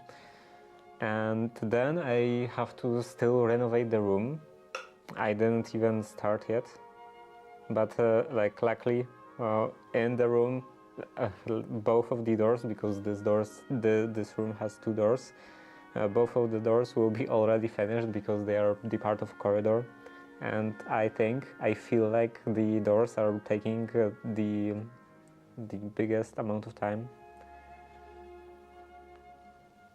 and also quite a bit of money. But yeah, for the room, the doors should be finished, and then I'm pretty sure I'm just gonna remove all of the existing existing plaster because I checked today to verify if it's just at least slightly straight, and it's not straight. So yeah, I don't want to deal with it anymore, to deal with it again as in the corridor. So I think I'm just gonna remove all the plaster, knock off all of the plaster from the walls. And this shouldn't be very difficult because this is Soviet era plaster, and we say that that Soviet era plaster is just sand mixed with water. So just a couple of taps with a hammer and it should just fall off. So yeah, I would just get rid of that and then make a frame for the drywall and put drywall on the entire surface of the walls. Because I was putting up drywall and the second corridor or the first corridor, depends how you count it, on the second corridor that I started renovating. And it was much easier. It wasn't completely easy because I was actually reusing the existing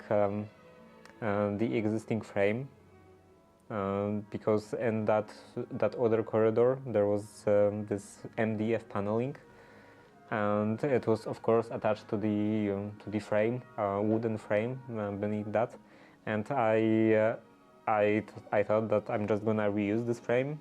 And it gave me some problems because, of course, the frame wasn't straight. It was like crooked in every possible direction. So, with the room renovation, I'm just gonna give up on anything, of everything that's actually in place, that's actually existing in there, and just redo everything from scratch. And I'm pretty sure this should be easier and quicker, because just doing the drywall instead of dealing with plaster on the first corridor was much quicker, even though I had to deal with the frame that was not straight. Okay, now I can turn this. And as I said, this should have... Okay, unplug. Too bright. I don't know if that helped. Maybe it didn't help. Maybe it's too dark and it's not that visible.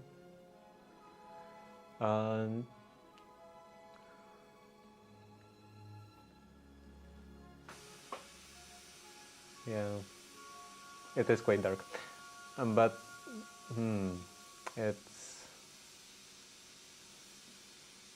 okay. So as I said, here it's a bit more important to have this outer fabric go around the edge and a bit deeper into this side, because this edge could actually be a bit visible, depending on the angle, how you look at it, how you look at the finished piece.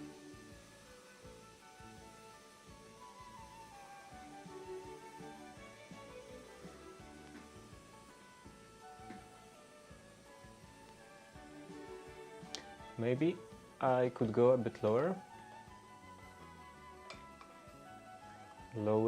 and then higher angle.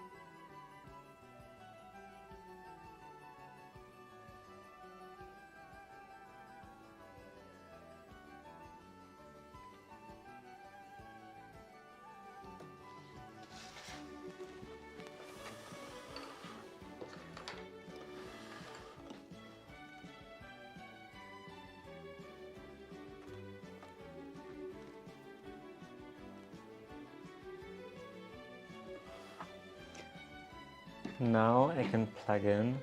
Maybe I should do some actual switch for that instead of using the plug.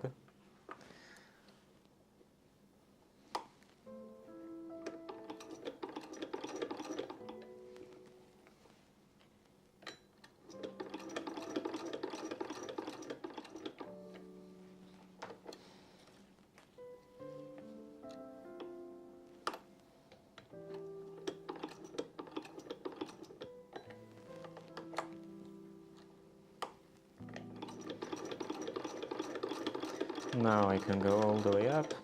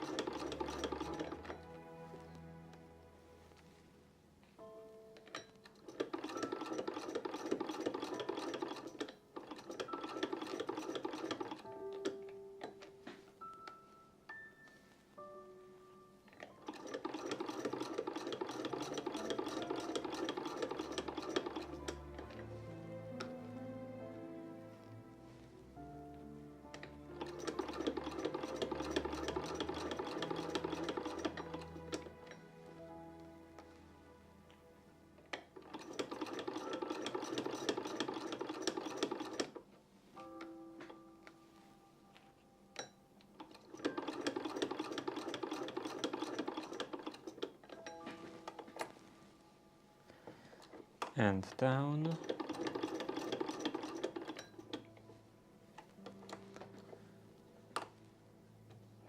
And up.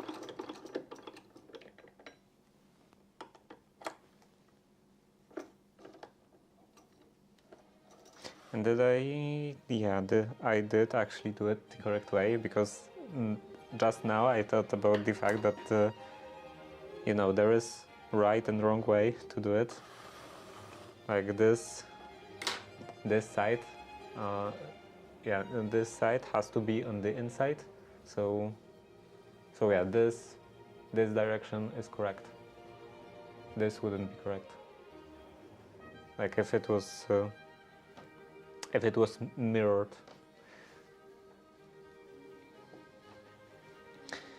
But yeah, this should be fine. And now I have both of the pieces.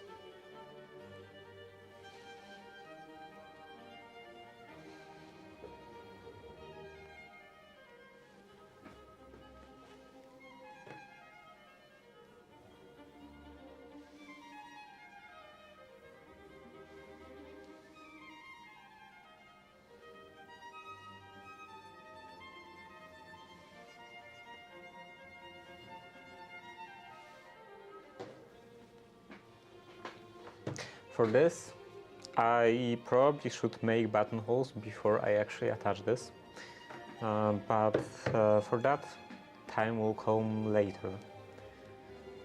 This can go in here.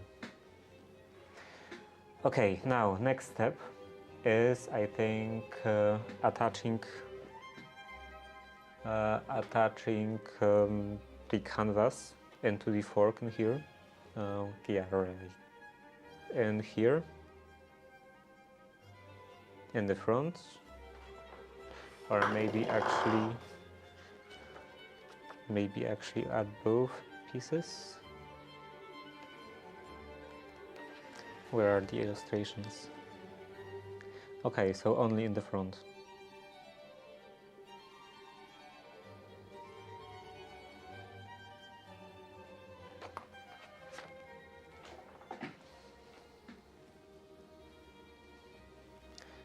I have to take this one and this one.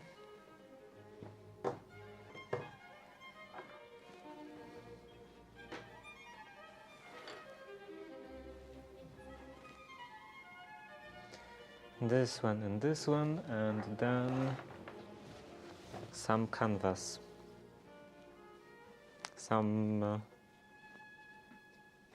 Maybe this piece should be fine.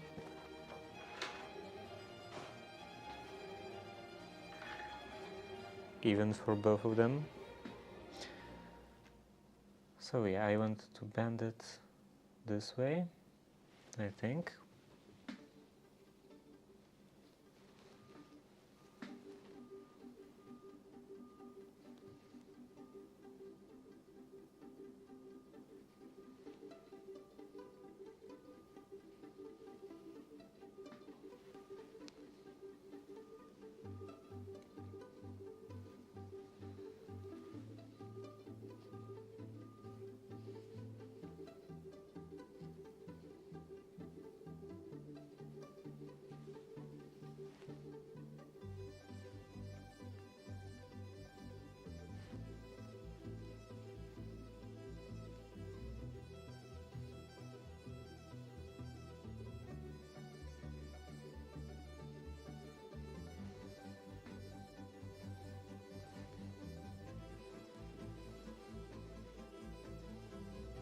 Something like that.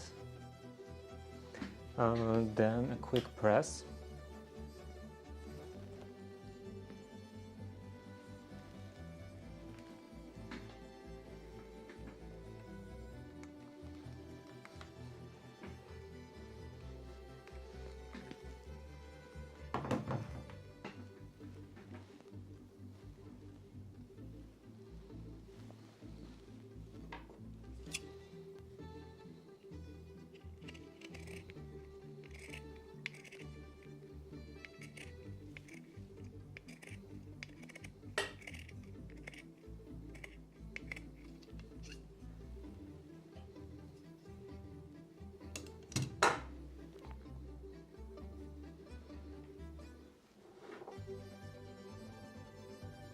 This way. This, and it would go up to here.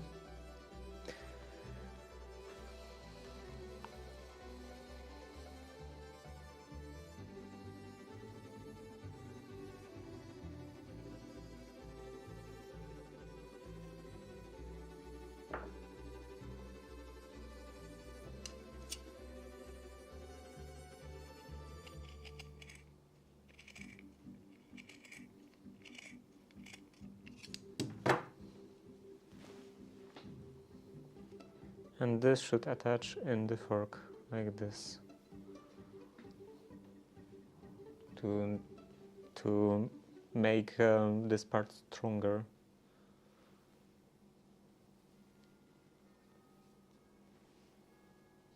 Supposedly it actually does.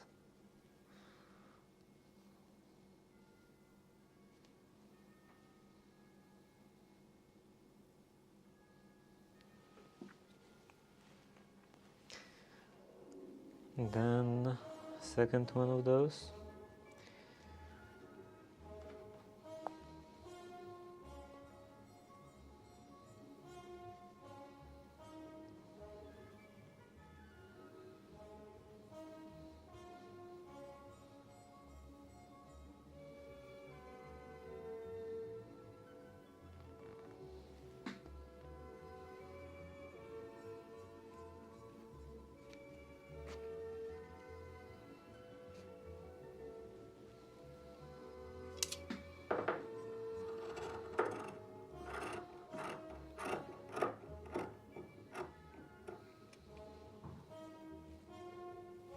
Wait, what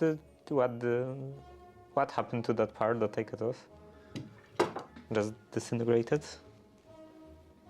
Oh, it fell off. Somehow I didn't notice. Okay, now this part.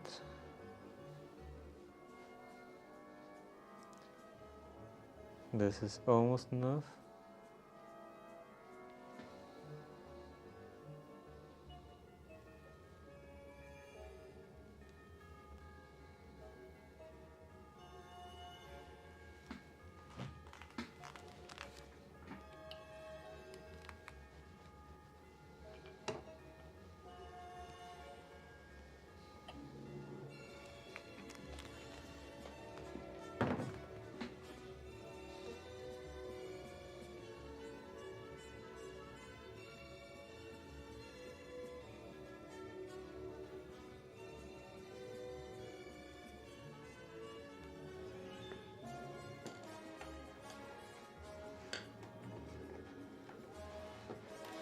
This ruler is too flat.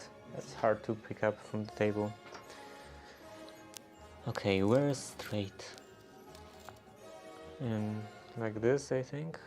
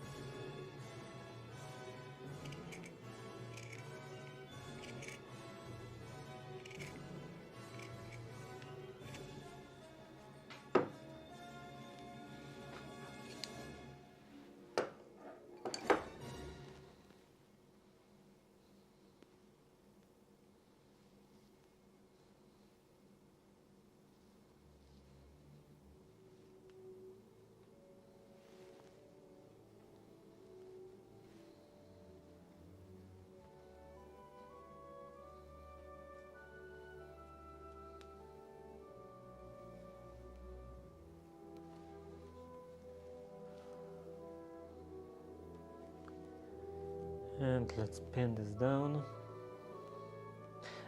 This is the inside.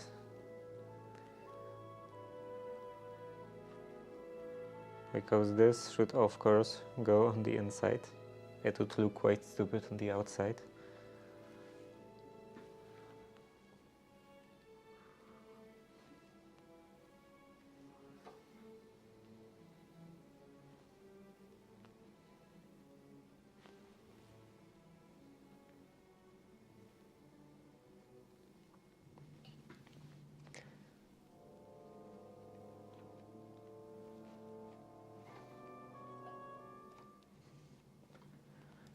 Okay, now some needle. Do I have a needle in here? Or did I lose it?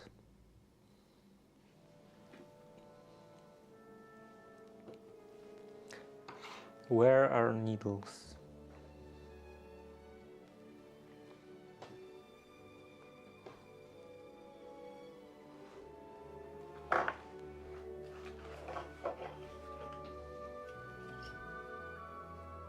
This one?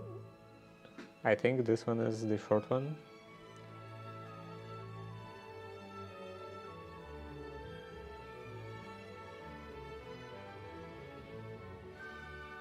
Doesn't look like there is anything else in here. Or actually, here. They are the same size. Maybe that's not the short one. That feels like the short one.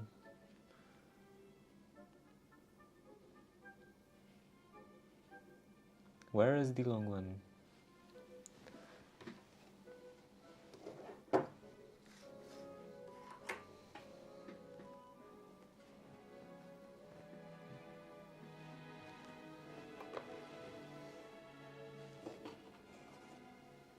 Not in here. And also I forgot about... Oh, it was in there.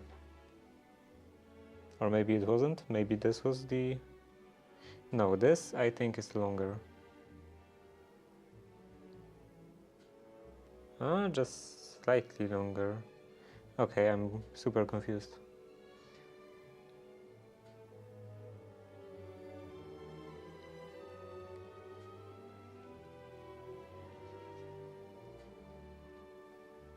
Anyway, I will just use this one.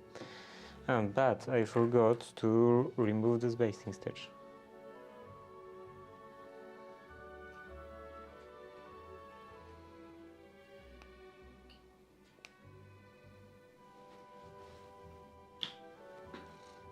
And I could also cut off those ends.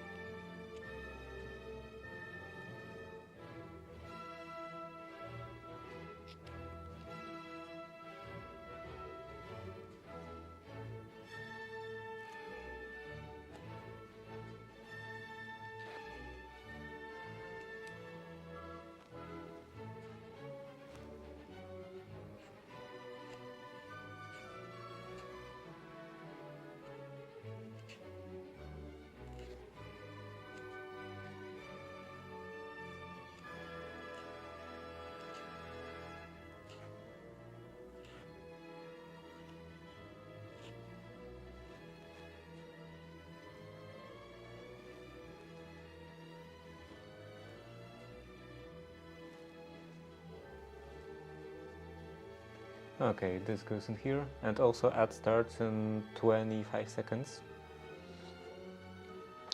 Now I can use this and some of that thread. Where is the end? The end is gone.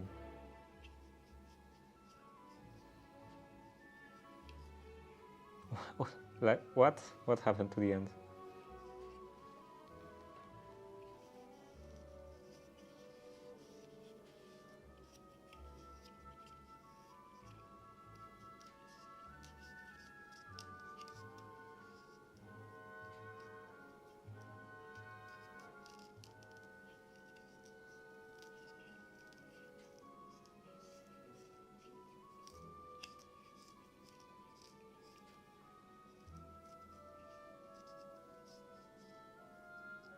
Everything works against me today. What is this?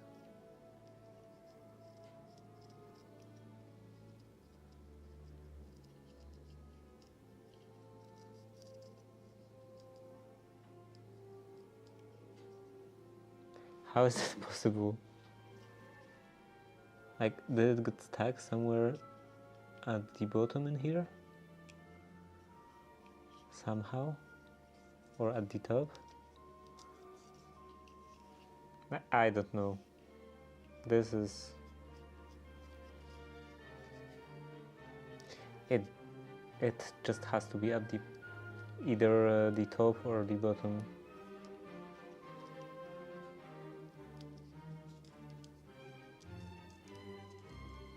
Oh, what is this? This feels loose? Yeah, that's it.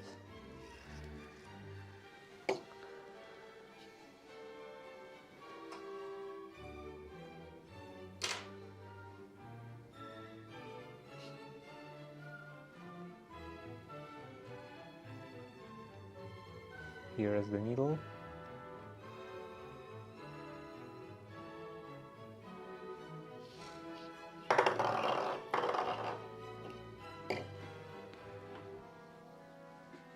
Let's go from the bottom.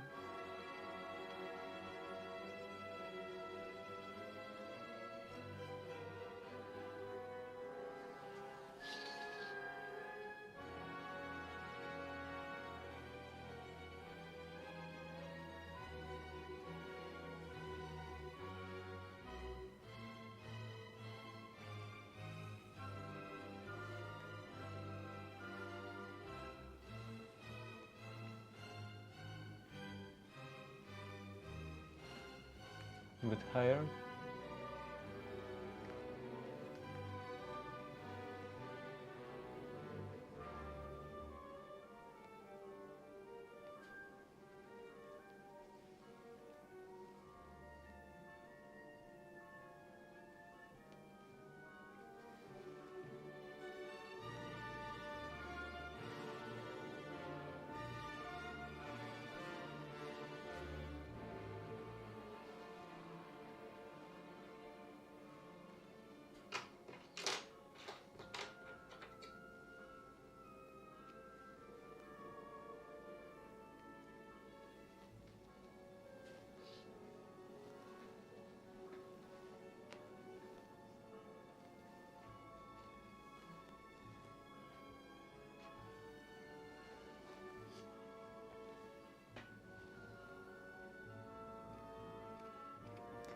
Now I can trim this.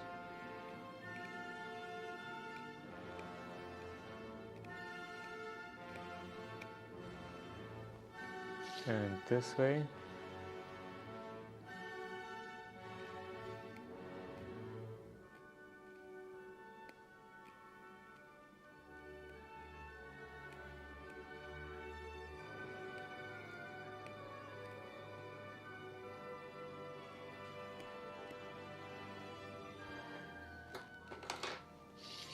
And to make it more secure, let's use the one of those threads.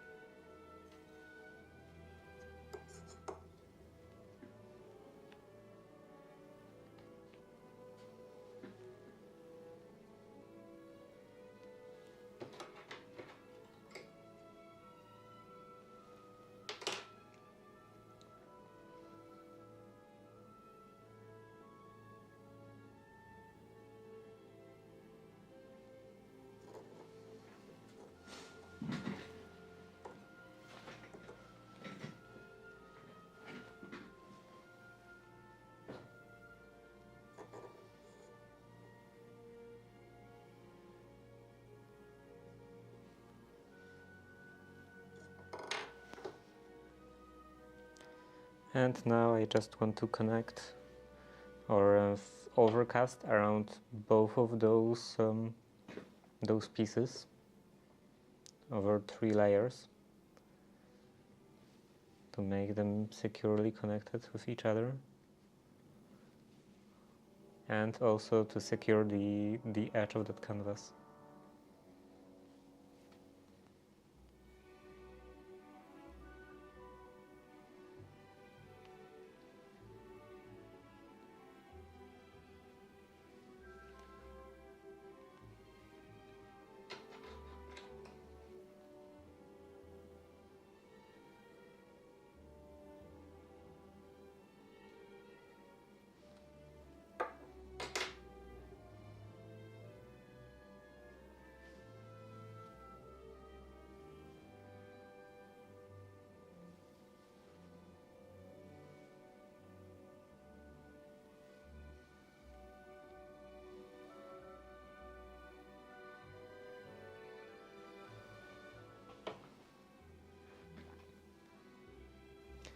My table is very bright and also not in a greatest shape.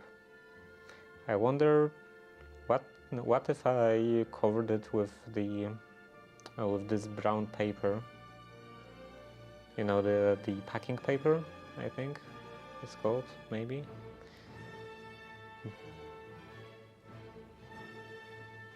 Like, how would that behave? Would it make any sound if it was actually flat against the table?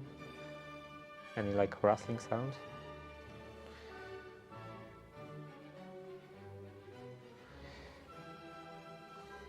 It would probably look better in terms of color. Wouldn't be so bright. Though it is quite shiny, kind of, relatively. So I'm not sure about that.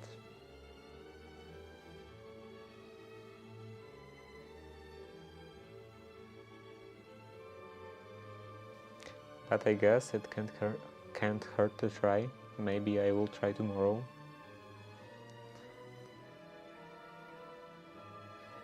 Bring a sheet of that paper,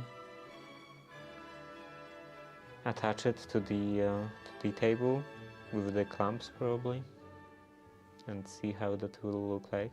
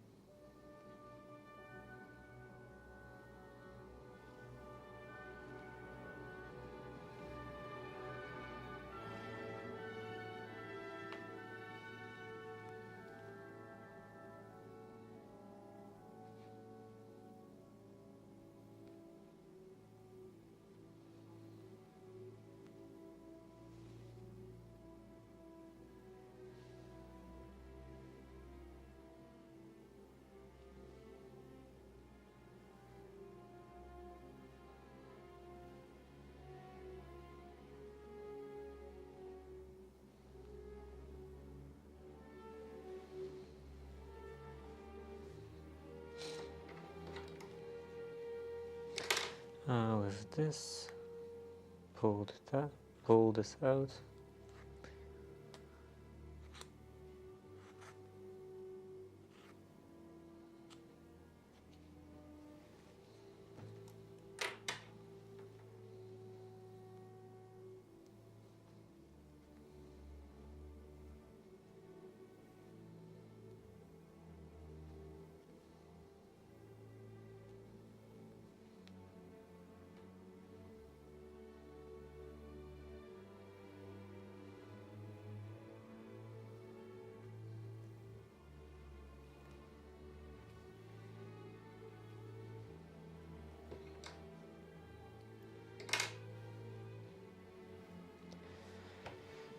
Okay, now the second piece.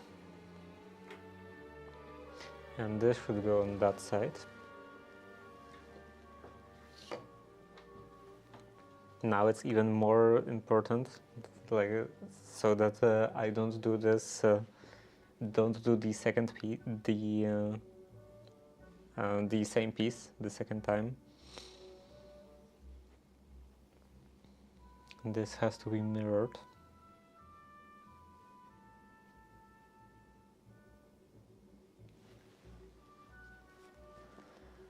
Actually, I will place it like that.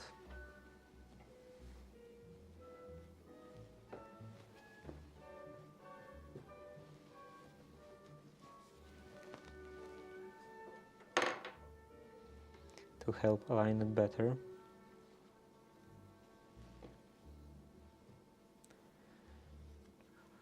Okay, so that goes into here, and that goes into here.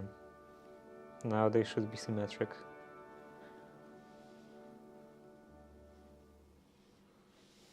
And it's more important to be symmetric. Well, it's not like super important anyway, but it's a bit more important to be symmetric on this end. Oh, I didn't think about this. Will this fit? This has a bit of surplus. Okay, it should be fine. This has like how much? Inch and a half. Okay, inch and a half. This should be plain enough. Inch and a half will be enough.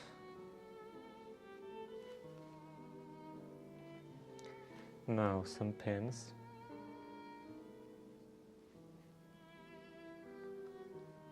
One pin in here.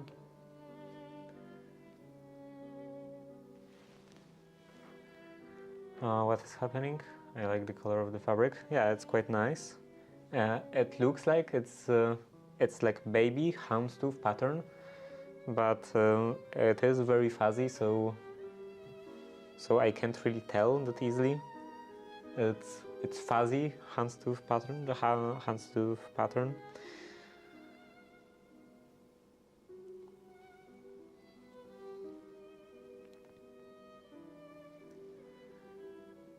And I wonder how will the actual trousers look like.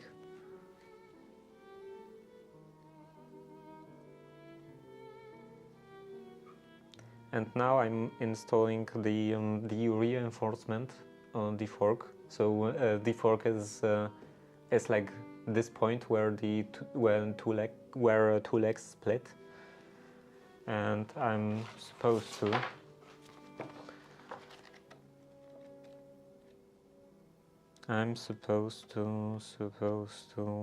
where is this? Supposed to put a bit of canvas in here for reinforcement.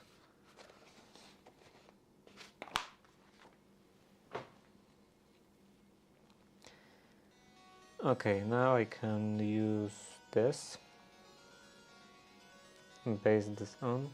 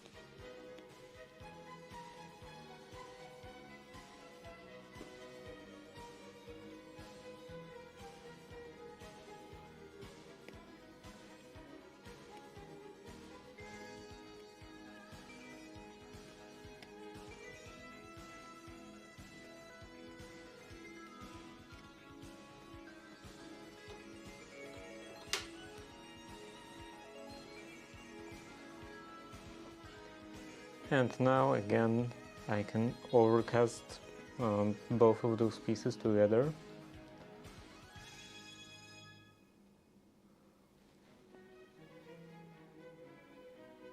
Wait, does it just go the second time?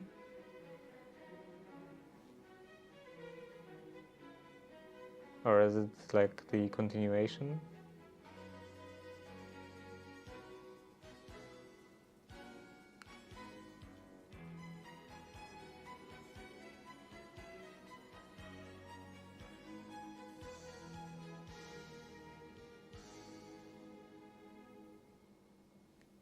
Okay, it was just the ending.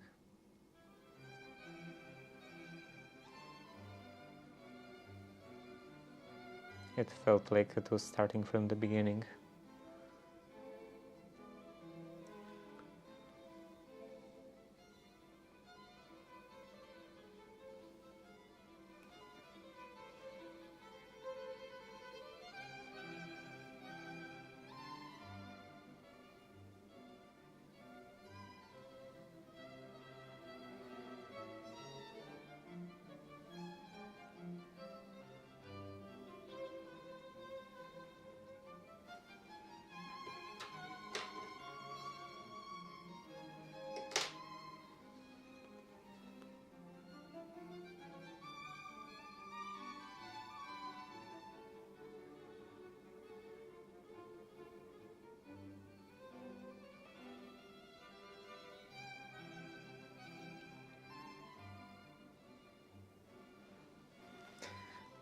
By the way, I used some moisturizing cream yesterday, and now my hands are very moisturized by my standards, which means that they don't bleed when I bend my fingers. So I would consider that a win, a huge improvement.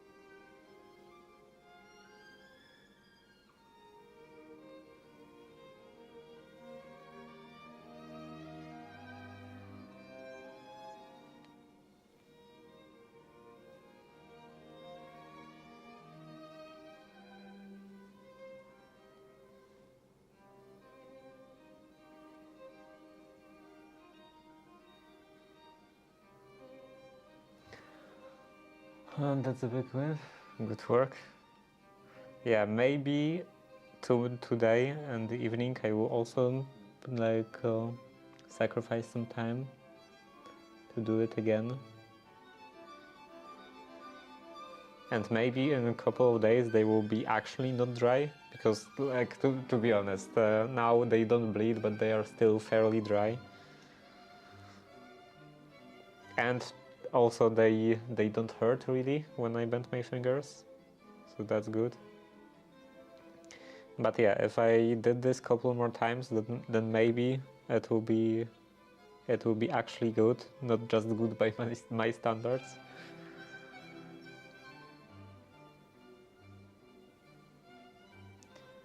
Okay, that's enough.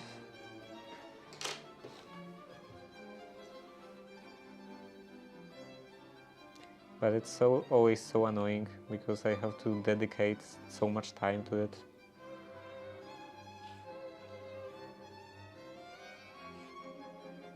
I can't do any work.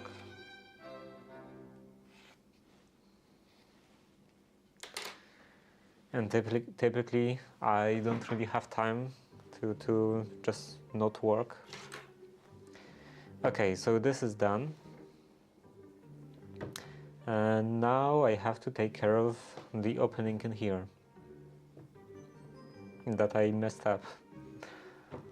Because I completely forgot that in here I have to do this this like bigger piece for the pocket. How big is the pocket? At least in here, it's 5, maybe 5.5 inches on my current trousers. So this goes over here.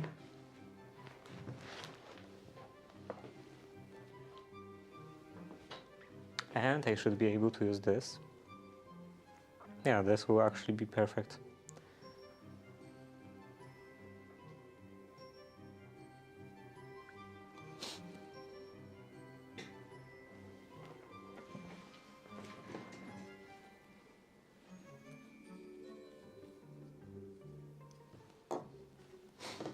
Not what I heard. What?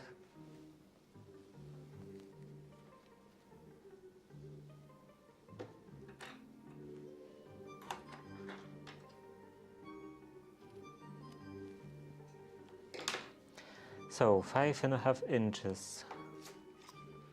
Maybe let's do like 6.5. First of all, I probably have to cut off the end.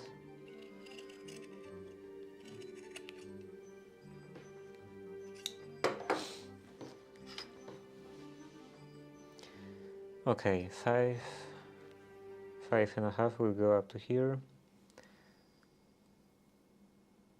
Then maybe additional 2 inches.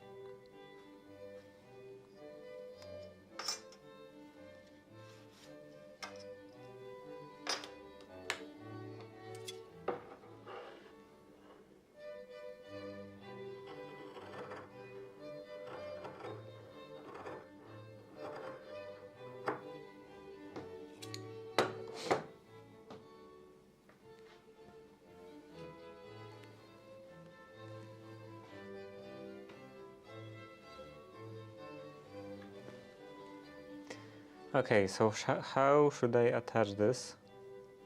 Because I don't want to mess with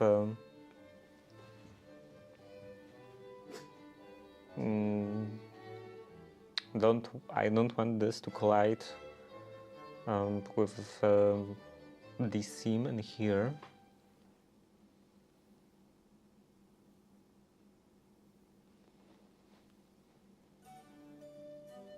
I don't think that will be a problem. It shouldn't be a problem.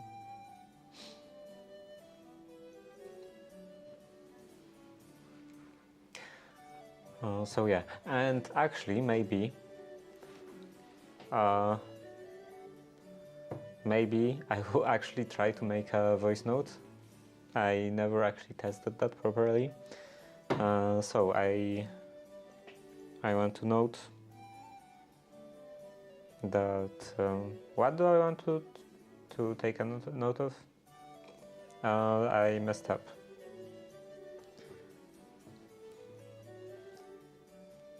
Okay, this, of course it doesn't work now, and this button, I think.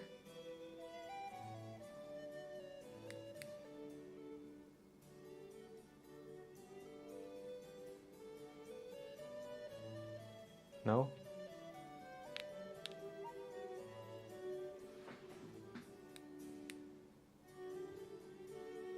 Is it working?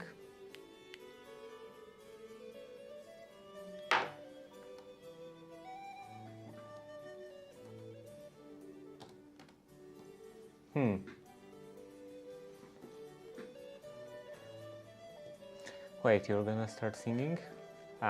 Singing? Why singing?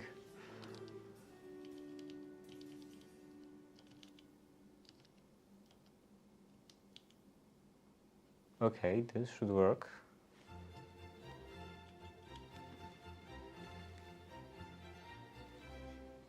This.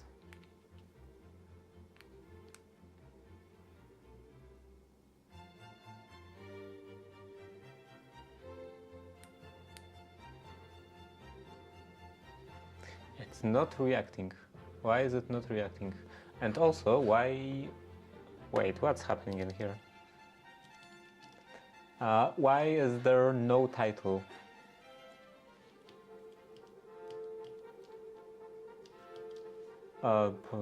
Hyper control clients. Doom Emacs. Class Emacs.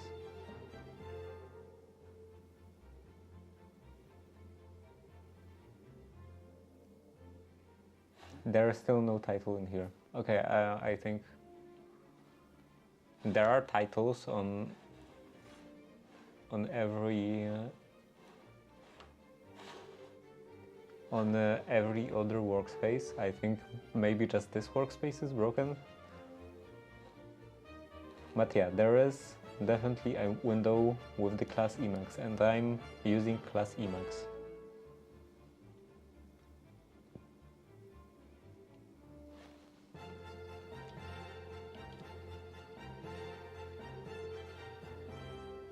What happens if I open Emacs in here? Oh, that's interesting. On here, there are also no titles.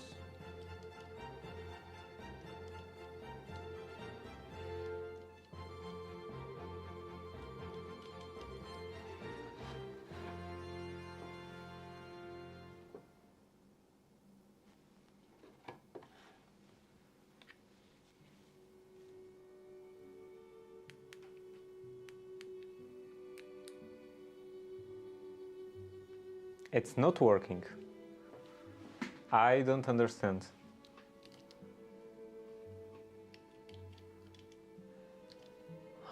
It should be executing. Okay, let's move that to the other workspace, to the other monitor even. And in here I will execute documents.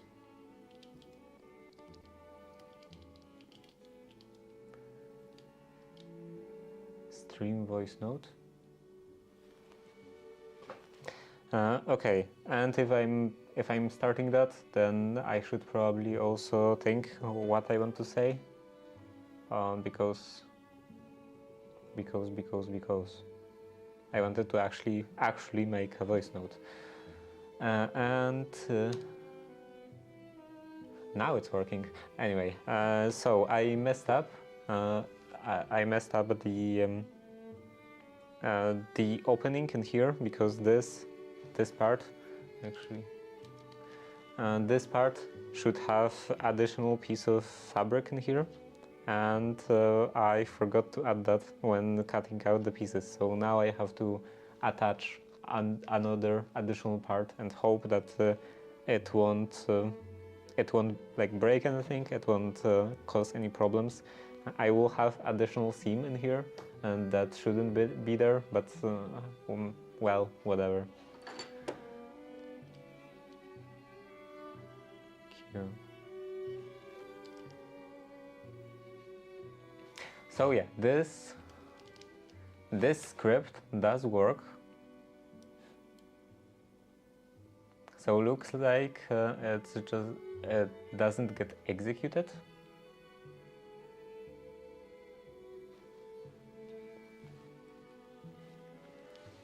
What happens if I do this? Oh, I see.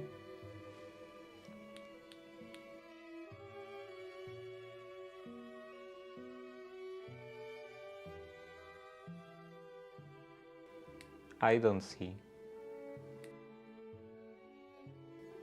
It is working. Like the other actions are working. But if I try to voice command again, this and this, no.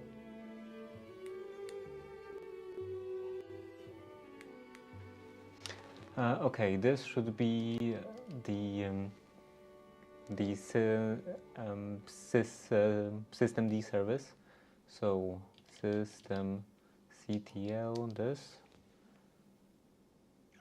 What is this? Hyperland instance signature not set. Is Hyperland running? What? What? What does it mean?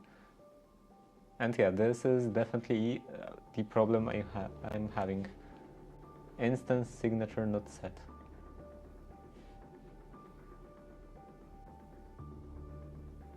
Oh, wait a minute. What happens if I do a restart?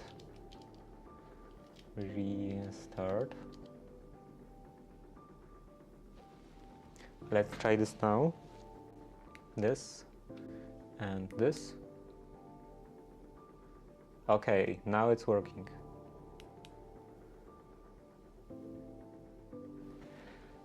So looks like the problem is that this script starts before the Hyperland starts, and it's a problem. Can I do some kind of delay into the system D service? I will take care of that later. Let's do this. System D service delay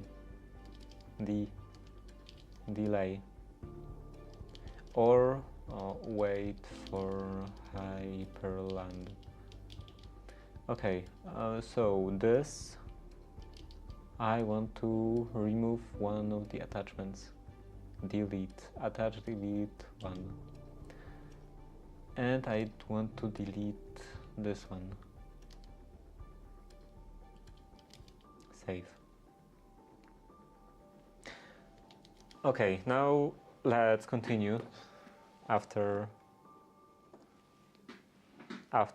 some technical problems, technical difficulties.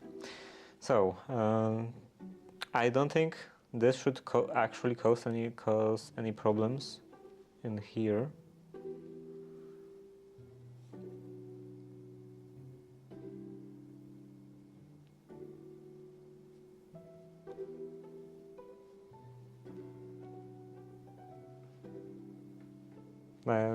Like more in here, I think.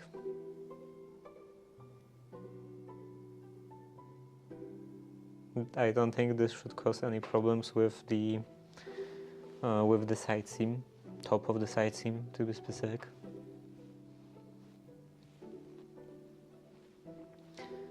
So yeah, let's just pin this down.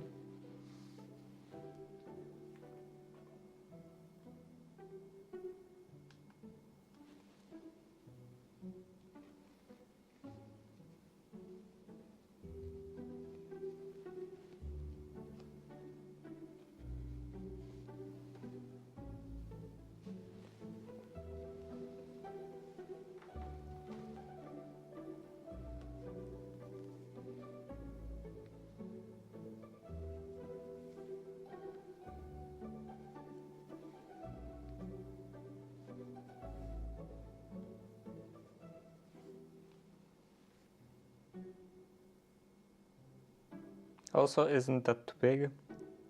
Maybe it's a bit too big.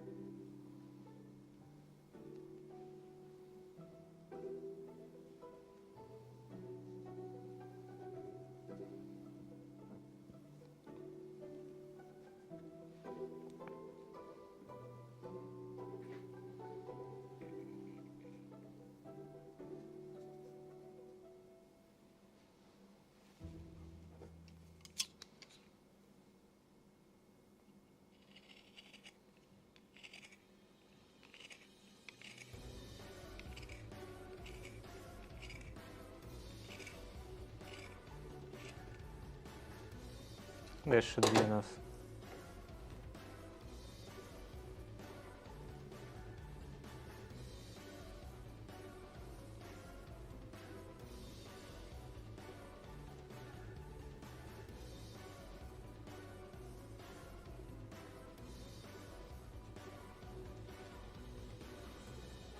Maybe it was fine.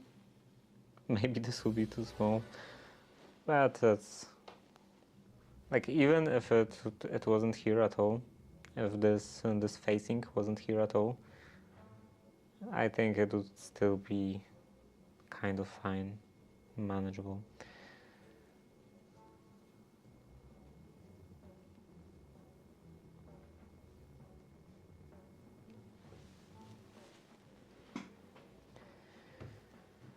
Okay, now I will base this on.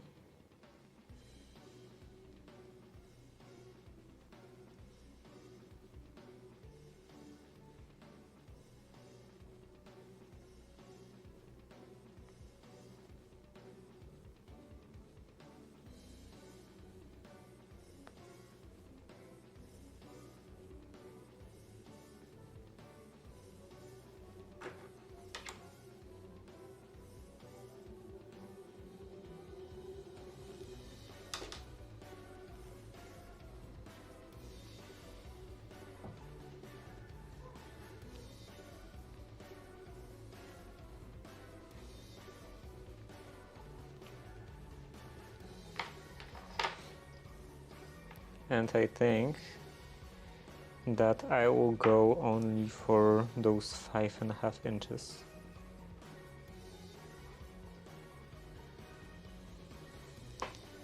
Five and a half, and it would be in here. Or maybe a bit lower.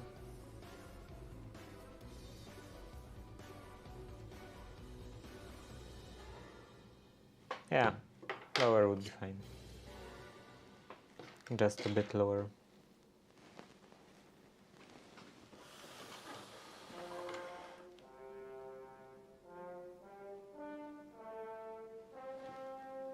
How did that get pulled out? Not this way.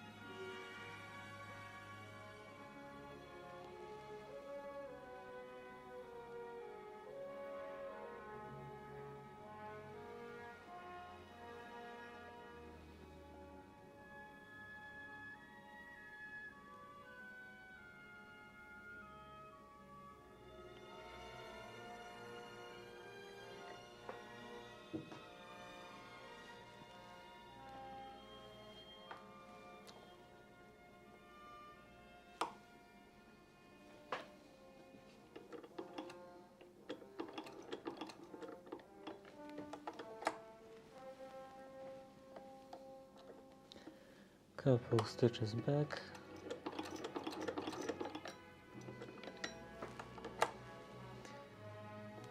And forward again.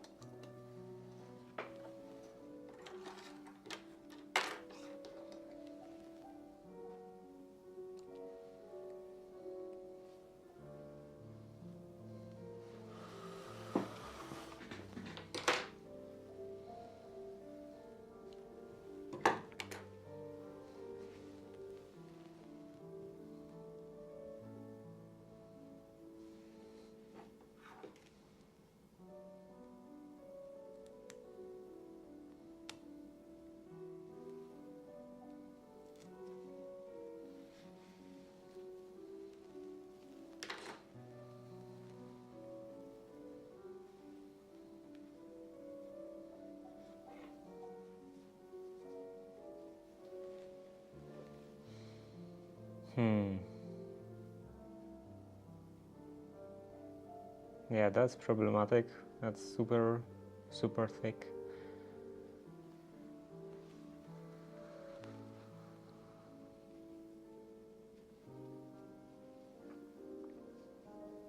After all, it's 4 layers instead of just 2.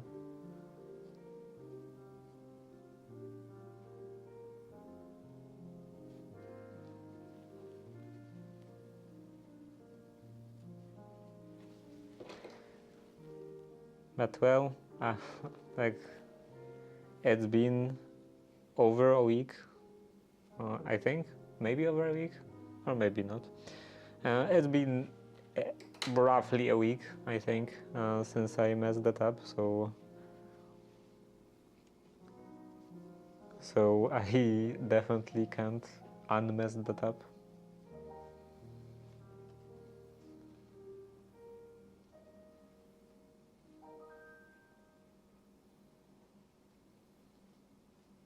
I will have to just live with that.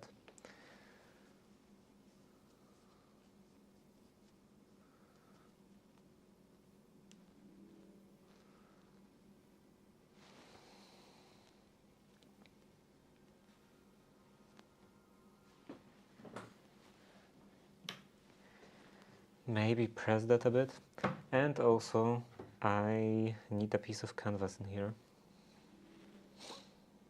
Piece of canvas, and then the pockets. I think now is the good time to take care of the pockets. Maybe first I will also attach this piece on the other end, on the other side. And this. And this and this should go in here.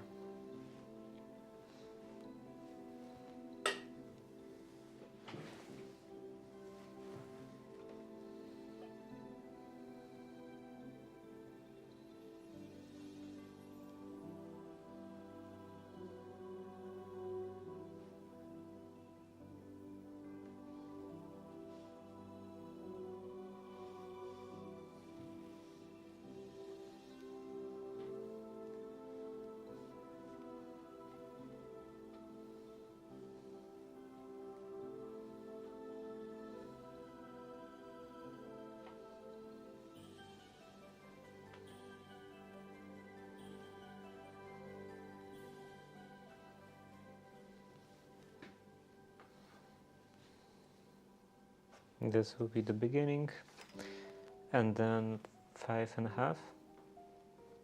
Did I do 5.5? 5.5. Yeah, looks like it. 5.5 down. It would be this point.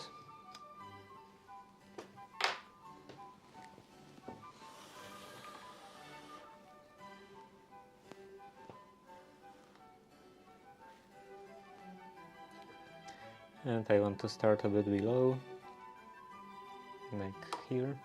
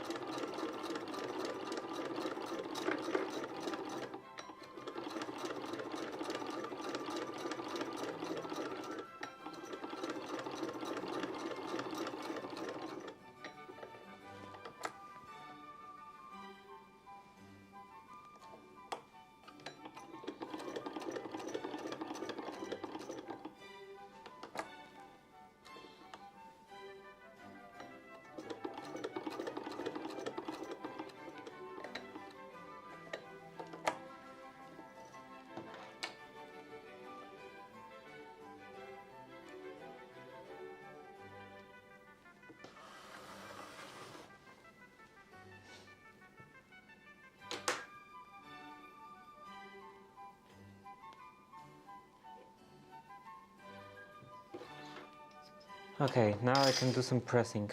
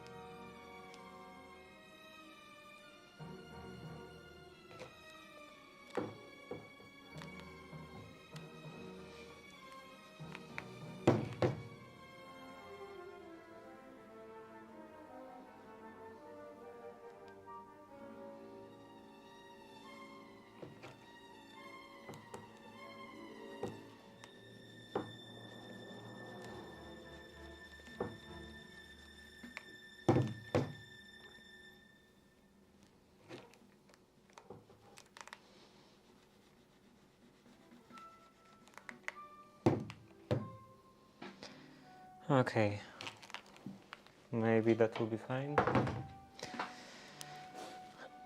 And then I need some canvas, some more canvas. This is useless. Some more and some straight canvas of at least 5.5 inches, probably more like 6.5 or even 7 inches.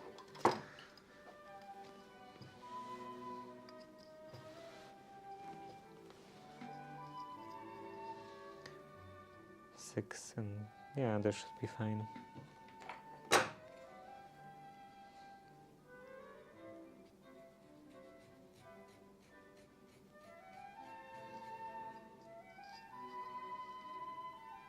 And I think this width should also be fine.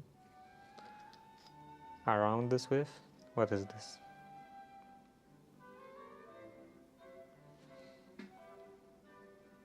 Like 7/8. How about this side? Doesn't seem to be an actual like round number in either system.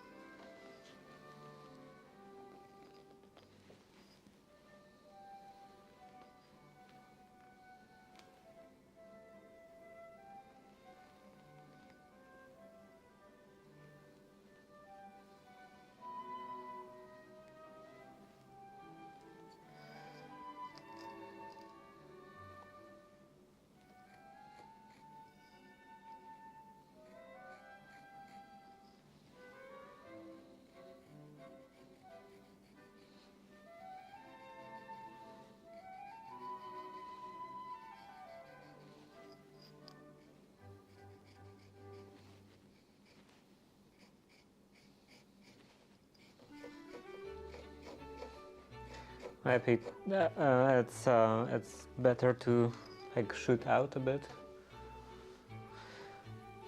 so that I can make sure by this method, by pulling out some threads, that it's actually straight.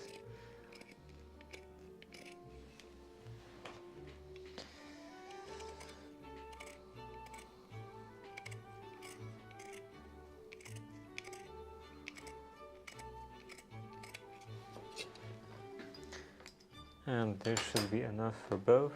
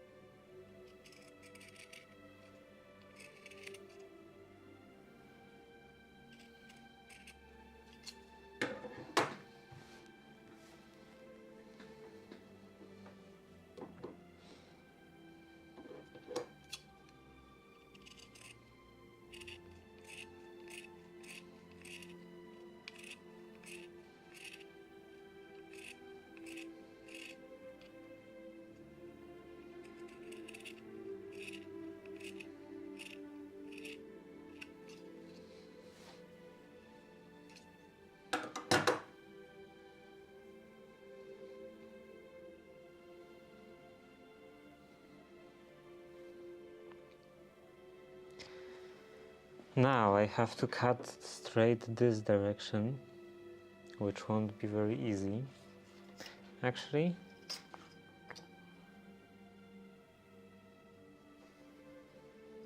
okay, this is much narrower.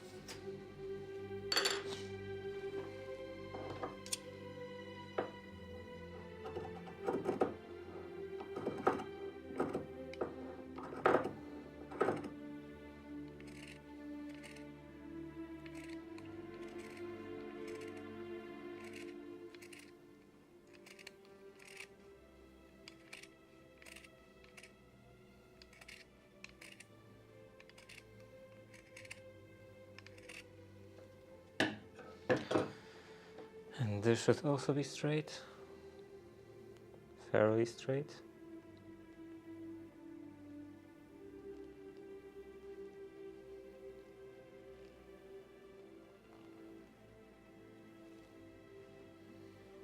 Mostly straight.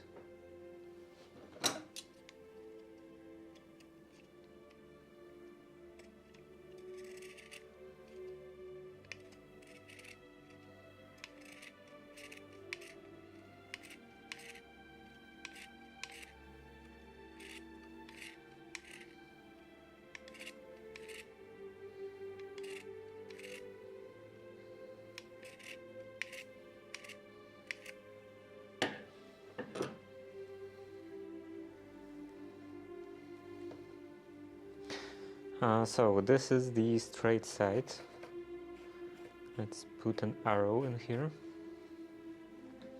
And now here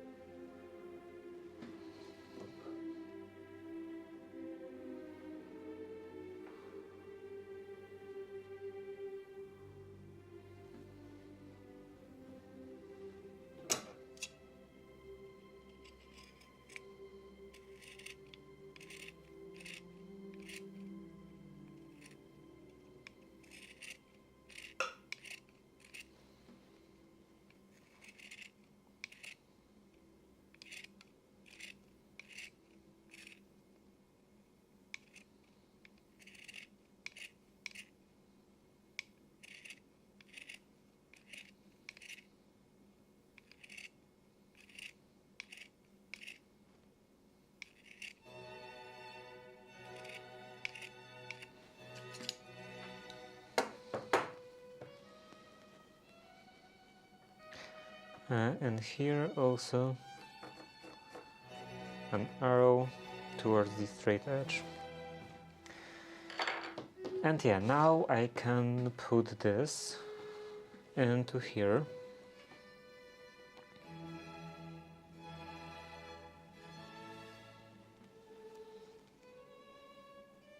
A bit from, like, a bit the distance from the edge. Just, I don't know, like a millimeter. Because I want to roll this edge over the, like, roll this outer fabric over the edge. So that it looks a bit, at least a bit better with the fact that I messed this part up.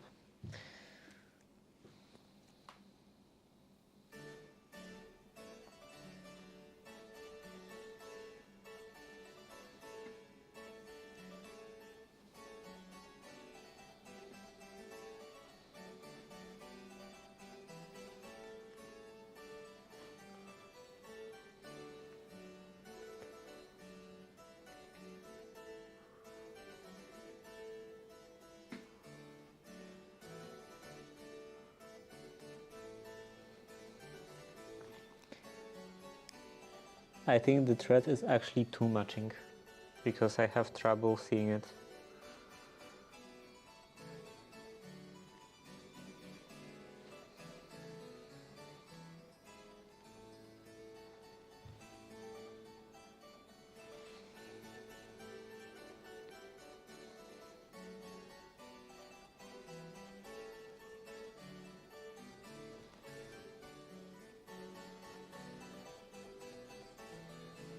Okay, and that's the end.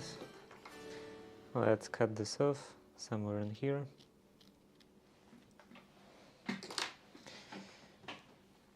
And then do some basting, as always. Actually, maybe before basting, I will also attach the stay tape. Because I want also some stay tape in here.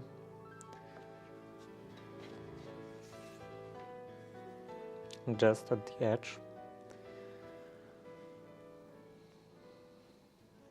A bit lower.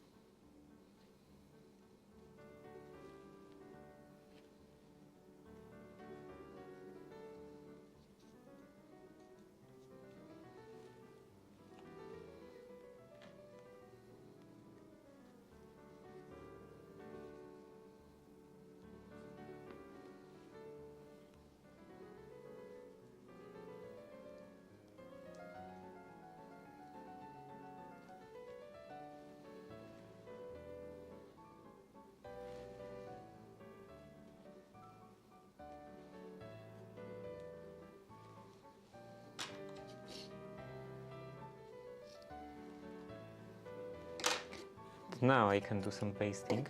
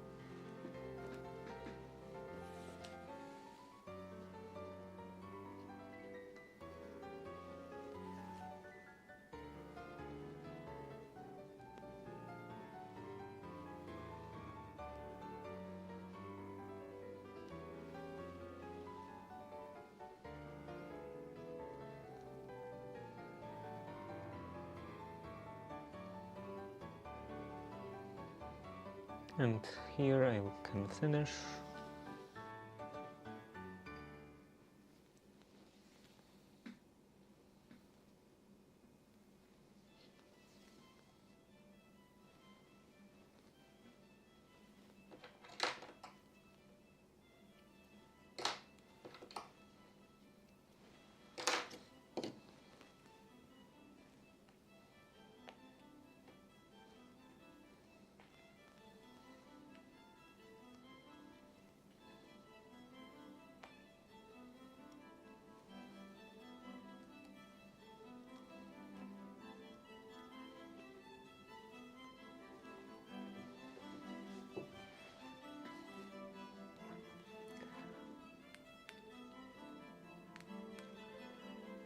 So this piece of canvas and stay tape are meant to prevent any kind of stretching of this outer edge of the pocket, because normally it would stretch, like without it, it would stretch if you would put your hands through the pocket and put some things into it, and over time, and the slit at the side seam, because it's this kind of pocket that goes in line with the side seam.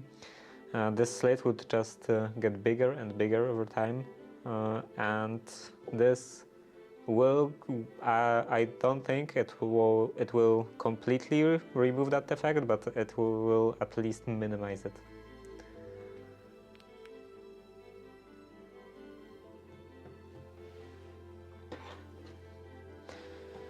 So that's done on one side. Now on the other side. Where is the other piece? Here is the other piece.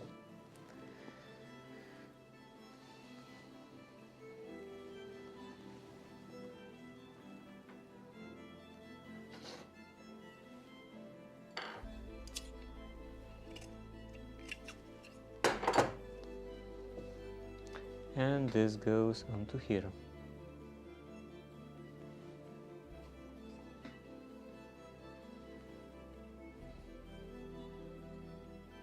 Also, just a bit from the edge.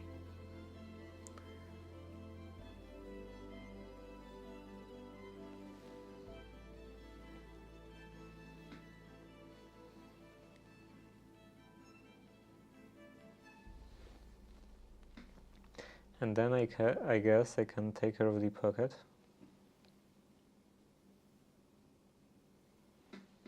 Like, I'm thinking what would be the most efficient order of operations.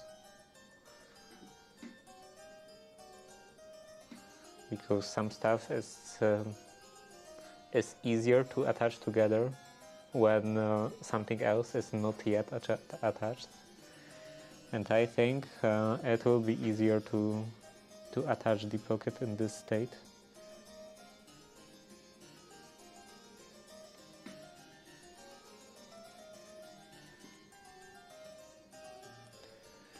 Okay, that should be fine. Now the stay tape.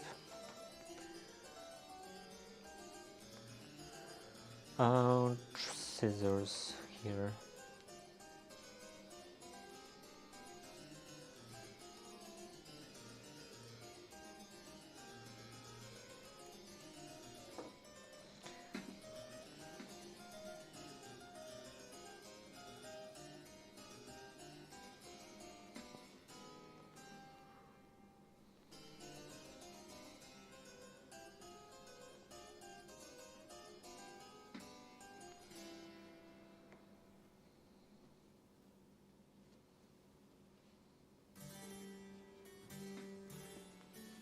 What's the time? Oh, it's late. The time just goes by super quickly.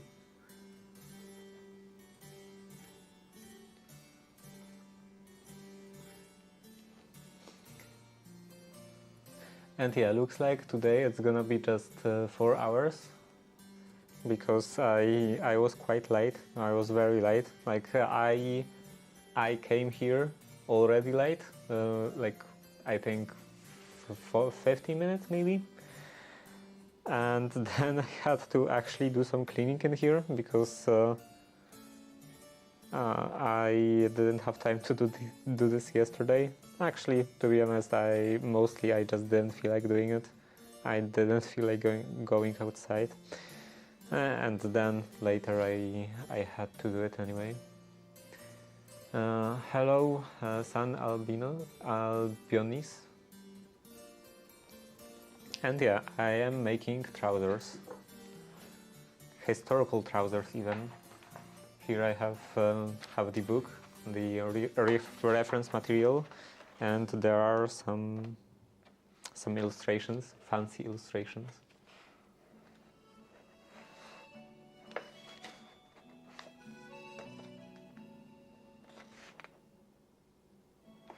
So yeah, I'm making a pair of trousers like that, and also like my current trousers and all of the other trousers, because I'm always using the same pattern. And yeah, I just don't have enough trousers, and I have to make some more. I've made 10 trousers myself.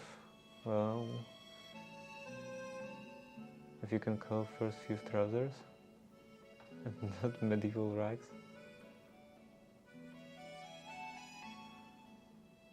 Just managed to get to the point where they resemble trousers.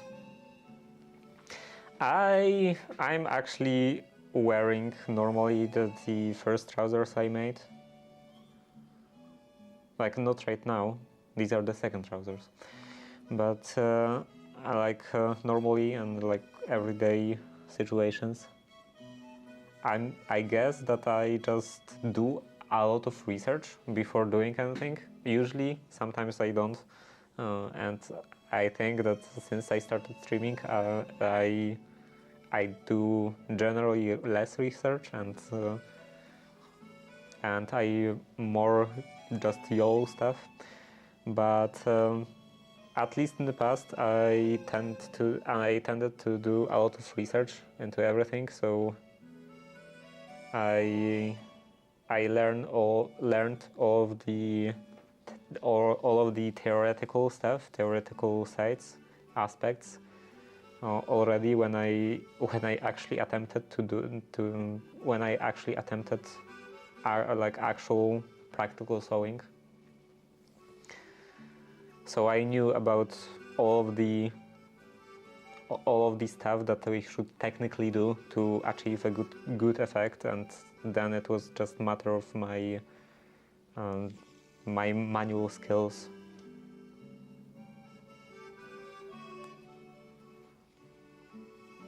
And some, not always, but most of the time I think you can just get by being very careful with sewing, even without much talent.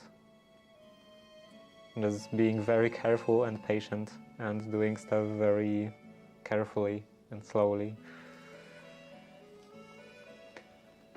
The sewing part is not so bad, depending on how complex you want to make them, but patterning part is a nightmare. Yeah, for me it's definitely very much a nightmare, because I have very unique body.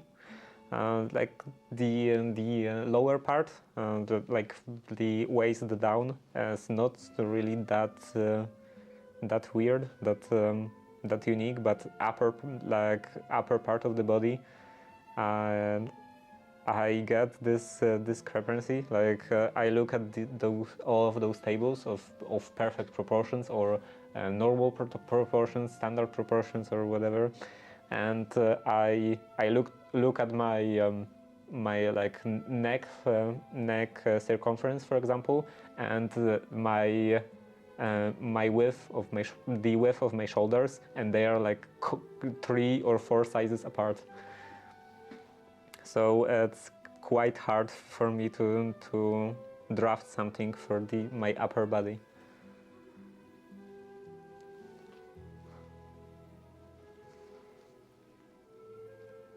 and I do a lot of mockups. Some time ago, I was sewing a morning coat, and for that I made, I think, 5 mockups before I actually committed to making it out of the like actual proper fabric.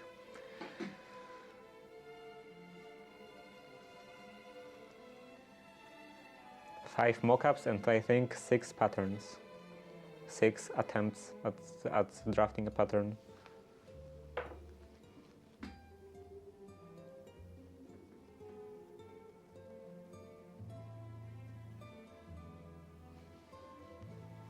Haven't got around to learning upper body garments yet, beyond dress shirts.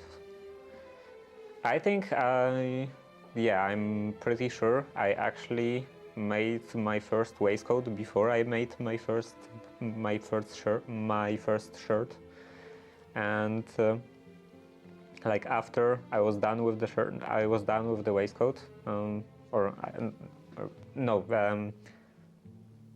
When I was researching the shirt, or I was thinking about making a shirt, by that point I already have had, I think, 2 waistcoats I made, and shirts, like shirts in general, seemed quite intimidating.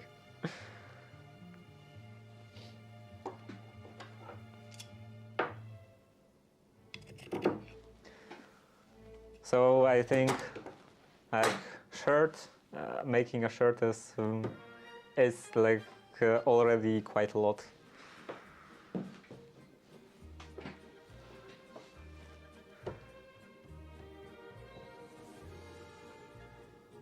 Are next on my list, but I've been procrastinating.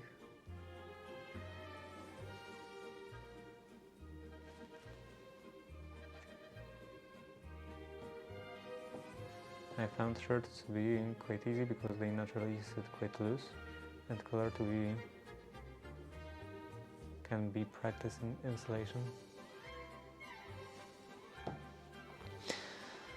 Yeah, and also I don't make collars because I'm using shirts with detachable collars, so that was already kind of a shortcut for me. That part was easier. I didn't have to make the collar. Well, I guess this part to which you attach the detachable collar is also called a collar, I think, or maybe no. I'm pretty sure on patterns it was called a collar. I would probably call it more like a stay, the band. Yeah, band maybe.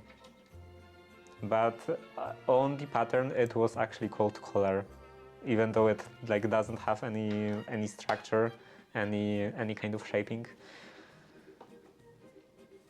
Okay, this and yeah, I messed that up because this was supposed to be like a single piece, and I had to attach this part because I didn't put that on the pattern, and by the time I was making another part, like I was cutting this out, I just forgot about this because it's been quite a while since I made the last pair of the trousers from that pattern. So yeah, I had to attach this. I had to attach this facing as a separate part, and now this is quite bulky. And this is the opening, the like outside part of the pocket, the opening of the pocket, quite thick opening of the pocket. I suspect the etymology of collar means neck. Actually, I wonder, because I have the dictionary. I have this, the Dictionary of Menswear from 1908. And what do they say about collar? Cotton, core, Collar. Where is collar? Collar. A detached or attached linen neckpiece. Okay, so I think those bands wouldn't qualify as a collar. Also, the spelling in here is quite nice. Detached.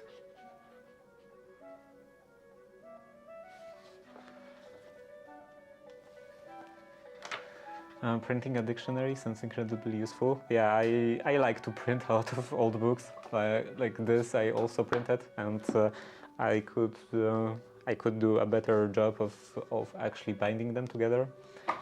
And I also have some other stuff in here. I have this.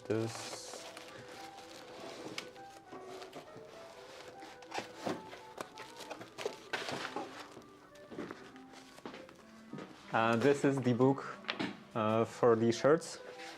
This is with the pattern I was using for the shirt, like this specifically. That's the pattern for the shirt I'm wearing even currently. And this is the book for the morning coat. I was using this pattern, fashionable morning coat, I think, or maybe this. No, this. This is like the basic. Actually, let's turn off the light. Yeah, that's a bit better. And yeah, for this I'm using those like document sleeves, those plastic document sleeves, and then just temporarily I attach them together with zip ties. But I intend to use those like archival clips because they should work better than zip ties. Like zip ties deform the like make the end kind of round, and that's not really that convenient. But yeah, other than that, like using those document pockets seems quite useful, seems quite convenient. Other than the fact that it's more shiny now and like reflects the light more. It's not really a problem for me from my perspective, but for the camera it can be a bit glossy. This is probably the best because this I've actually sewn. It should also have some tape in here to prevent. I think a tape would prevent at least a little this book at least a little from doing this. This is not ideal, but yeah, at least it's held together, and it works quite nicely. It is a bit loose, but usable. So yeah, all of that can go in here. And now, what was I going to do? Oh, the pockets. I have to look for the pattern for the pocket. This is the pattern for the pocket. And this goes in here like that.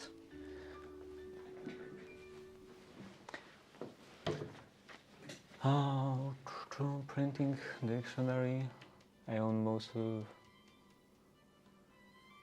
of my books as physical anyway. I don't own any physical books. Like this, they are not really that available, at least in here. But like maybe in England or in US, probably more in England because they are like printed in England. Like in English, they are English books. I think this is published in London. So yeah, they would probably be quite a bit more available in England, but in here I live in Poland, so it's not really easy to get stuff like that. So practically all of my books that I use are from archive.org. And I'm either using them in like actual digital format or I'm printing them.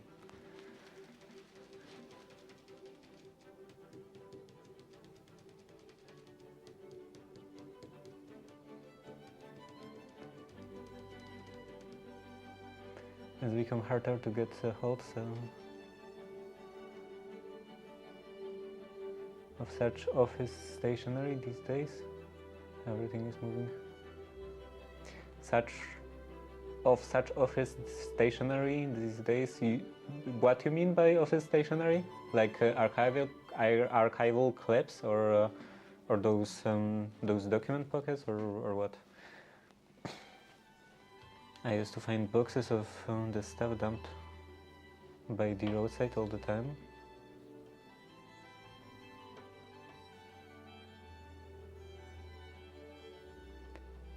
I like to give a bookbinding. Yeah, I would also like to improve my bookbinding skills, because right now my bookbinding is super extremely basic. I would like to like make actual book start to finish, not just sew the pages together, or at least insert a tape in there. It would probably already be a bit better, much better maybe even.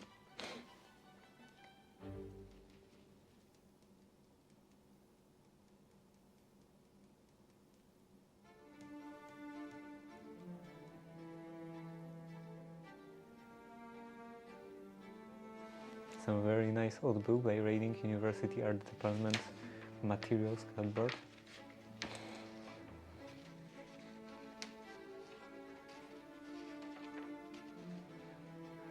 Cut them up and glue them into modern art masterpiece. Oh. Office stationery like staples, plastic was, hole punchers. Here I don't think they are very hard to come by. Like I can easily find stuff like that in like actual brick and mortar stores.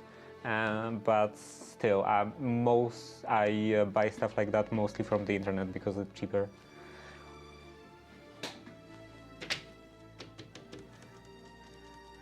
And yeah, the pocket. I was thinking if this pocket is not too small, maybe it should go deeper. It is enough to like fit those shears, for example.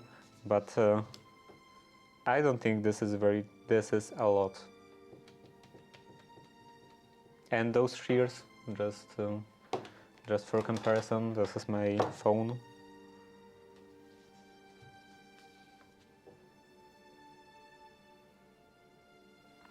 I usually have a problem. I hate keeping stuff in here. Like I hate keeping stuff in the trouser pockets, because when I put, especially a phone, because when I put a phone in here, it ends up being directly on my joint, like on the hip joint. So I can't really bend the leg, because this just gets wedged between my pelvis and my leg, and it super annoys me.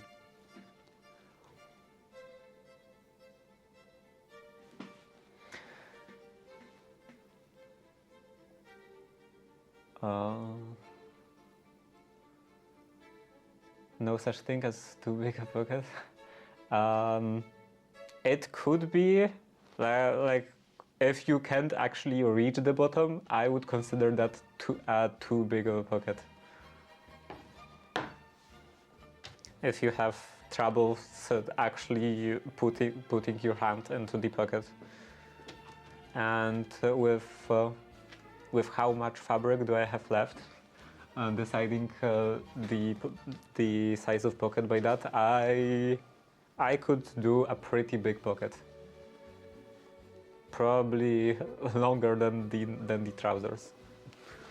So I don't think this would be a very good metric. Actually, let's see how. Yeah, I think it could still be a bit longer. So this goes in here.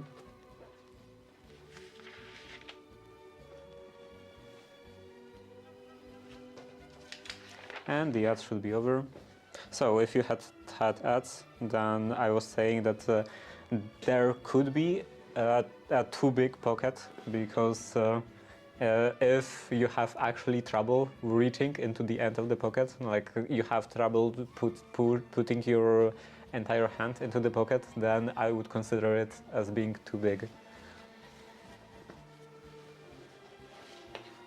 And also, in my case, I like judging the size of the pocket by the amount of fabric wouldn't work very well, because it would be a pretty big pocket.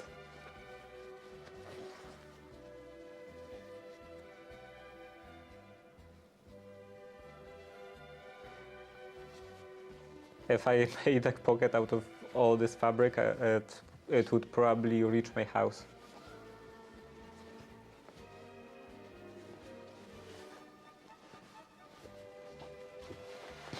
But I will make just a bit longer.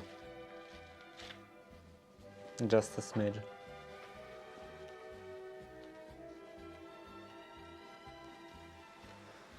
I think it's very amusing to put large objects into my pockets. I want to pull an umbrella out of my pocket, like the full-size umbrella or one of those foldable umbrellas. Because yeah, like full size, full length. Yeah, it would be very impressive, but also it would be quite hard to walk with. Like you wouldn't really be able to bend your knee. I don't think it would be very comfortable. Okay, I don't have enough space in here.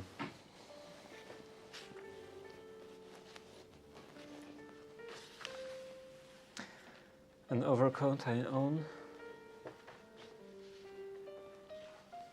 I can fit an entire newspaper in it.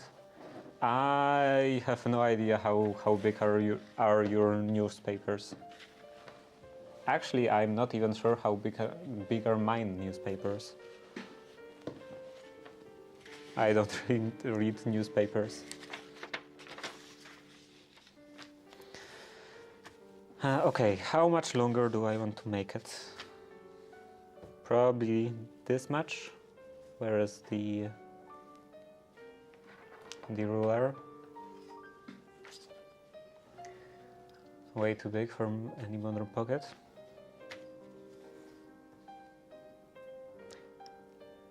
I want probably like maybe 3 inches more.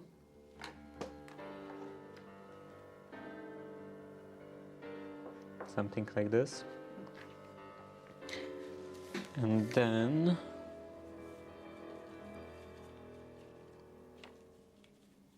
I want to put this pattern straight with the fabric, like this.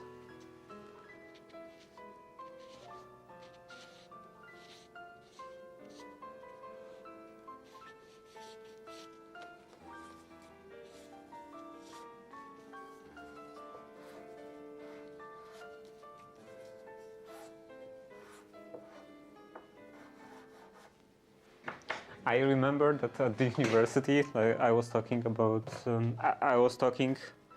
this tablet with 2 of my friends. Like this is again with comparison to my phone. It's a bit bigger, quite a bit bigger, and I was talking that I can just put this into my pocket if I want to take it with me, and they couldn't believe me, but yeah, I can fit this without any problem. Actually, a corner in here has some trouble, but it's more like fitting through the opening than actually fitting in the pocket. It fits in the pocket without any problem. Modern technology. I don't think it's very modern. It's like original Asus Nexus or Google Nexus or however that was called. It's from 2013 13, I think, maybe? I don't remember. Or Nexus 2? Anyway, I don't remember, but it was very, like it is still a very popular tablet, and it's very, like it still has support from Lineage OS, and I bought it specifically for using with Lineage OS, I think. And yeah, it works fine for things like like it is very slow because it's ancient, but it works fairly nice for like reading some documents or just doing stuff that doesn't change much, or reading stuff in general, maybe looking at some pictures or something,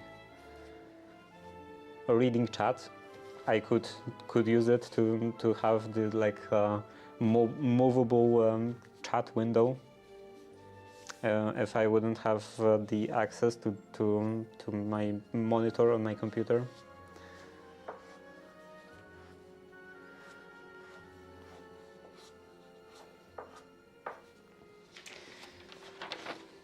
Oh, I forgot that I was supposed to make it longer. So yeah, it would go a bit more down, like this. And on this side, here.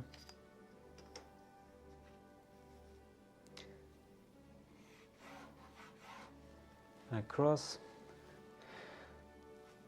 If I could ever go to university again, I wonder if I would have the confidence to dress old-fashioned. Get the jeans back out.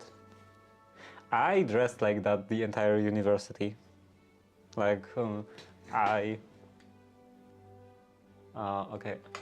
I dressed like that my entire time at the university, and I was also wearing detachable shirts, and like not some modern looking detachable shirts, like actual like standing collar with those like triangular wingtips, and the necktie, of course, and all of that. So yeah, I was dressing like that to the university, and sometimes people commented on that, but most of the time just nobody was even mentioning it. I remember one of the lecturers thinking that I'm having some kind of exam because I'm dressed up so fancy, so fancily, and then, like after some time, she was asking, like, "What's up? Why do I have just exams all the time?" And I said that I don't. I just dress like that daily. Did anyone give you trouble for it? Why? Why would anyone give me trouble for it?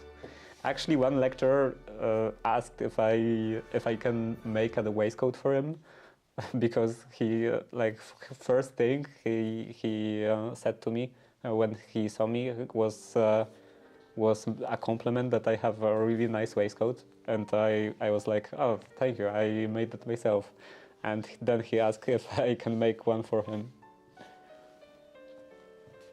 I didn't.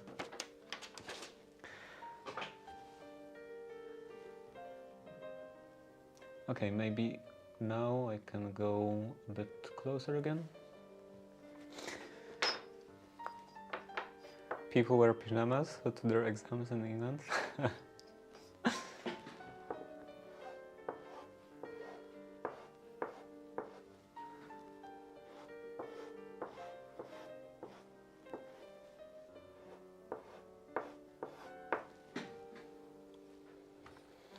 Okay, so it would be something like this. And because it's not an actual pattern, it's like hard to me. It's hard for me to make this symmetrical. and also make the other pocket the same. So I don't know. Maybe I should just make the new pattern for the pocket. Okay, I think I have enough space in here. Are you going to cut it on default? No. On the default in here, on this, well, now it's not visible. And here. And here, this fold, the vertical fold just stays like that. And I'm gonna sew together the bottom.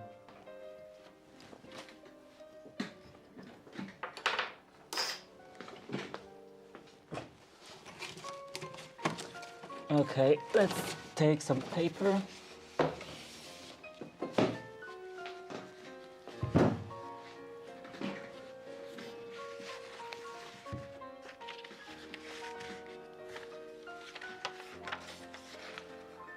Do I have...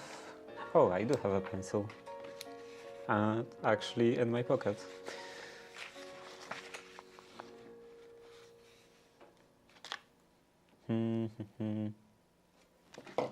Maybe this.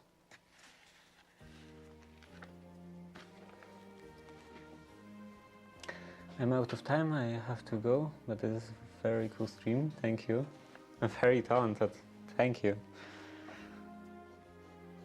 Although I don't think I'm that good at tailoring, I see a lot of problems with practically everything I make. But I guess it's the case with everyone, probably. Like when you make something, you always see all the problems and always exaggerate all the problems.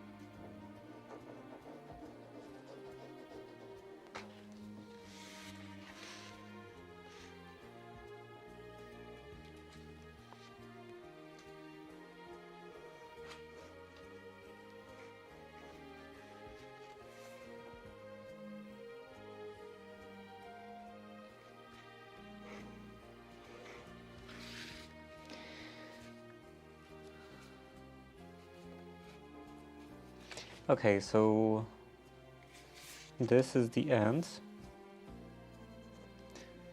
and I said that I want to make this 3 inches longer, so about here. No, this is centimeters. Like it seemed that those inches are pretty small, pretty short.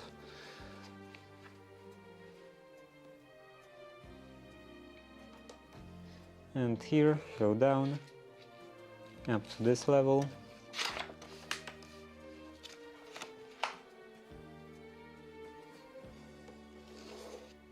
Now across. And then some nice curve. Something like this.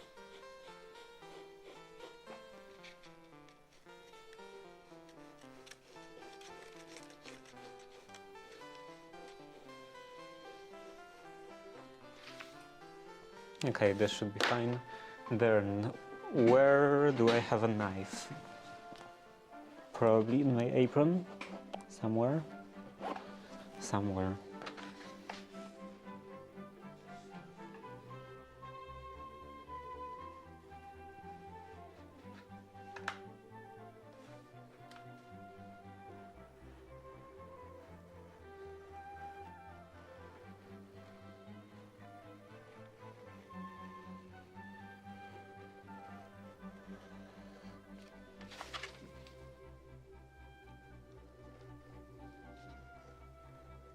Actually, what's it? Wait a minute.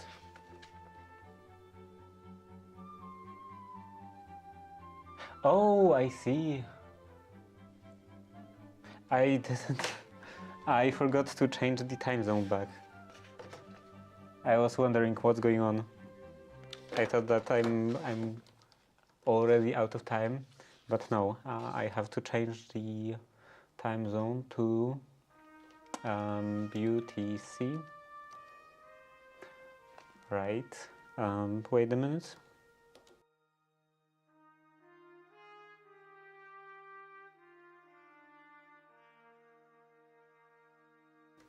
Now it should be fine. And back to Emacs. Okay, so I have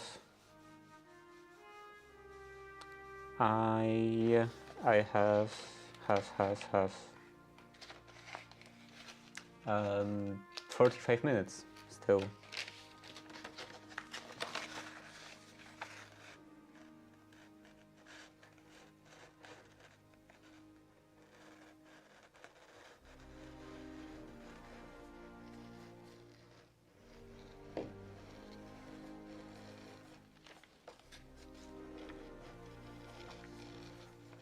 Like, I knew something didn't calculate.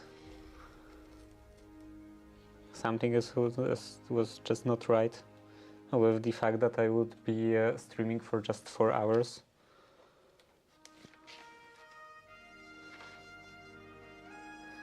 Now this goes down.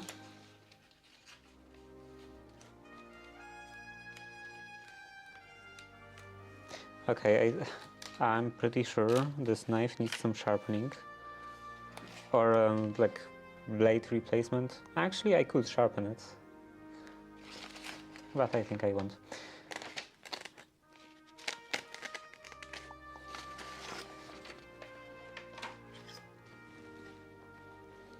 And then get rid of the waste.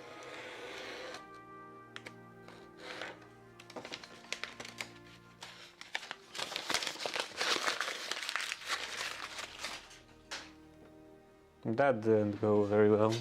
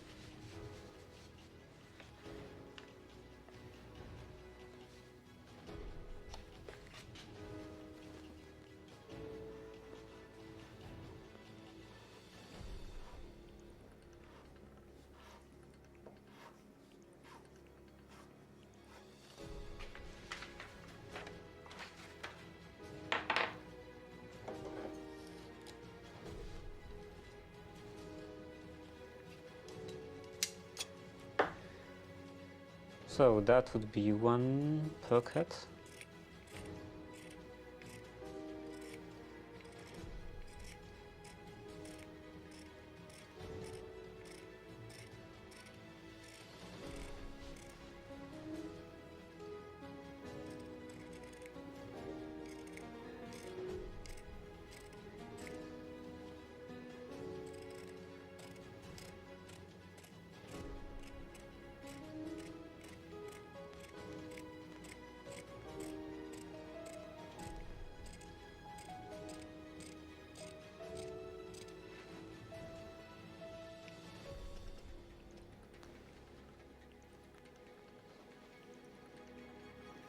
Okay, I'm still cutting just one layer.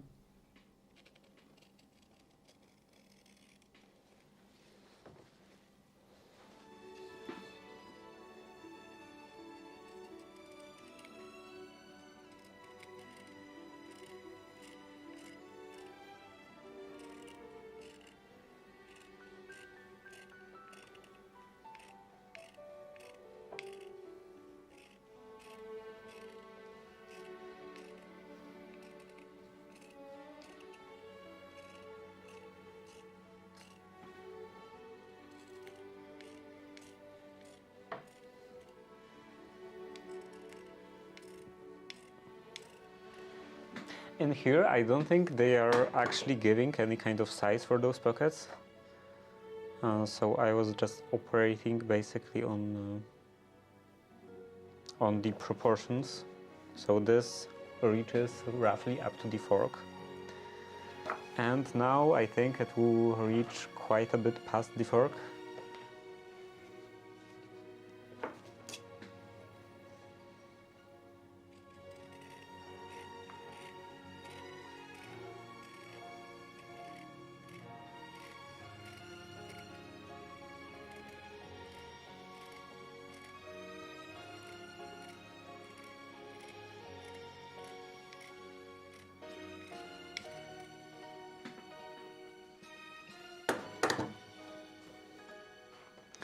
If there will be actually too long, then I can always trim them. Oh, this I can cut off.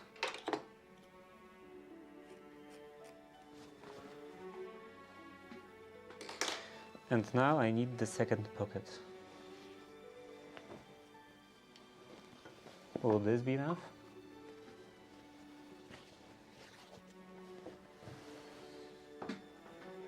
There is a very slight possibility. Ooh, exactly. Practically edge to edge. And how low can that go? Low can that go?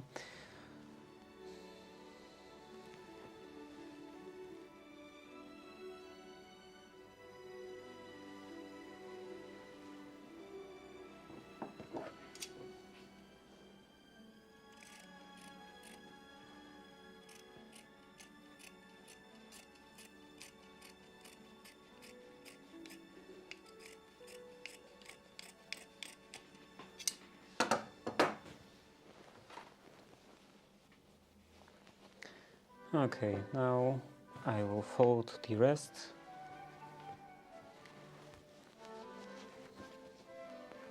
Somehow.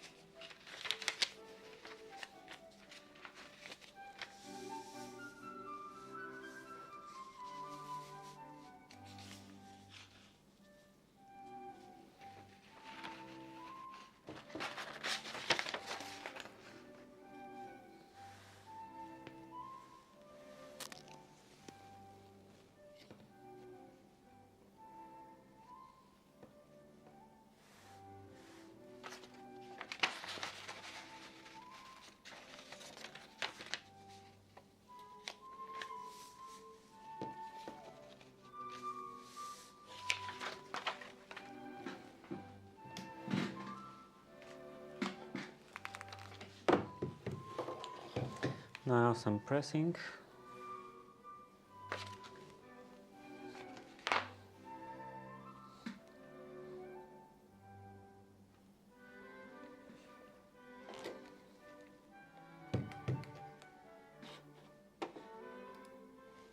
I really need to make a separate shelf for at least a keyboard and the mouse.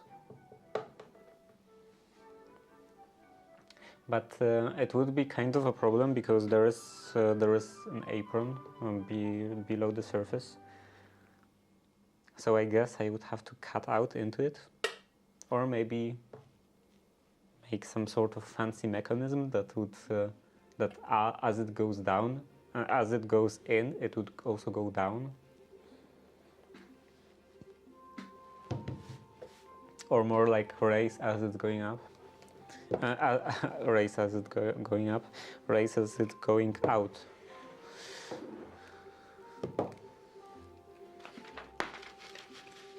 Can I also iron this?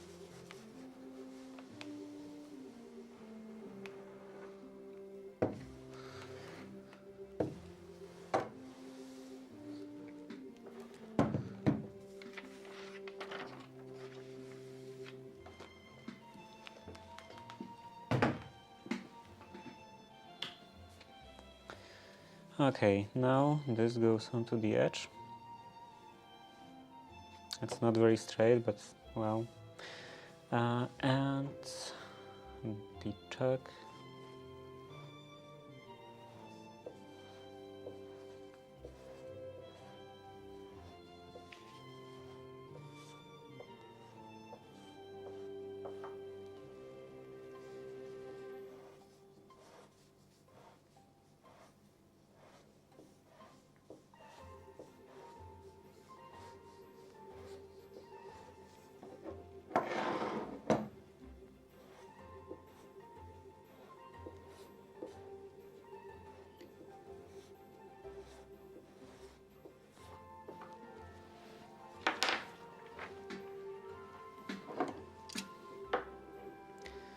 So this will be the other pocket, and then I can also actually iron the first one.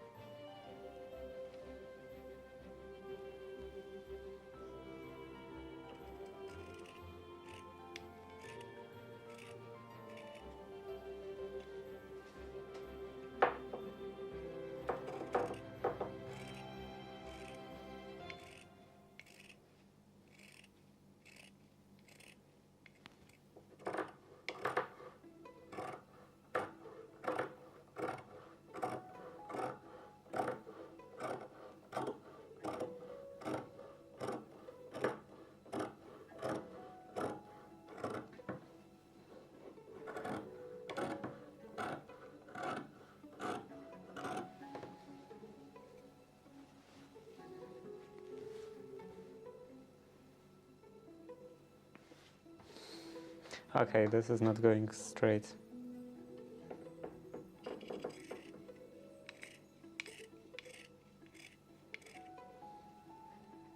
It would probably be better if I pinned this.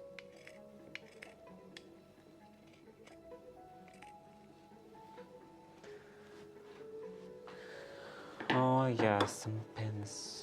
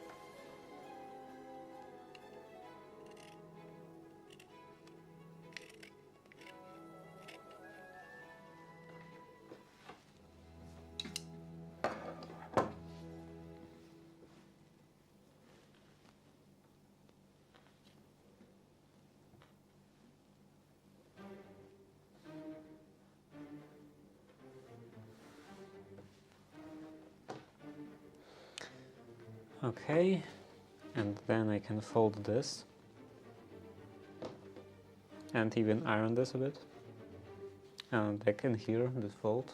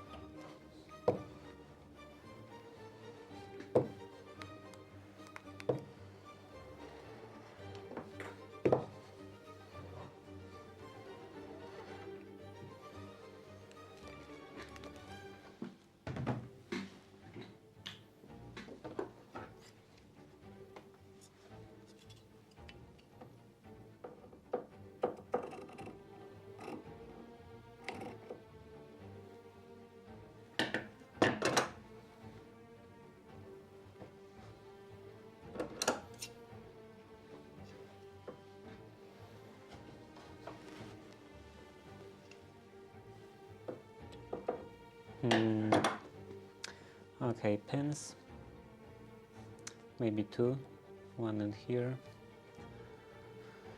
and one in here.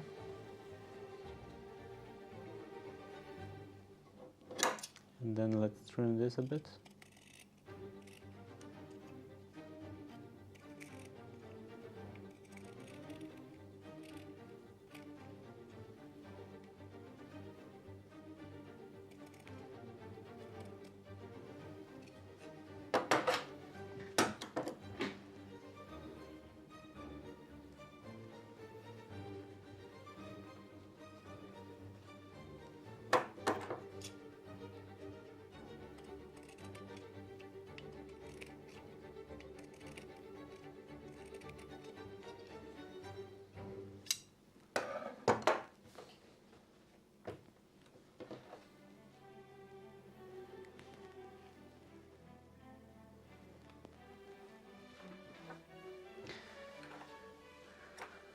Okay, that should be fine. And then I can start attaching this in here. So let's open this up. Open this up. This goes right. This has to have a cutout. Slight cutout.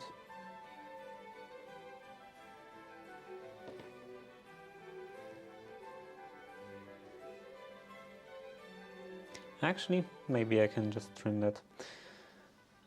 Like make two cuts on each side.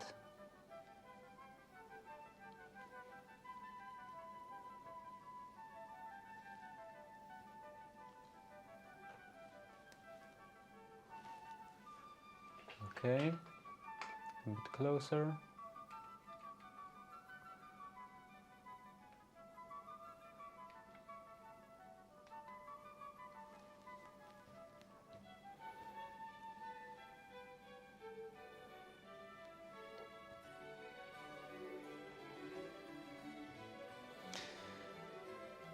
Now, this would start roughly in here.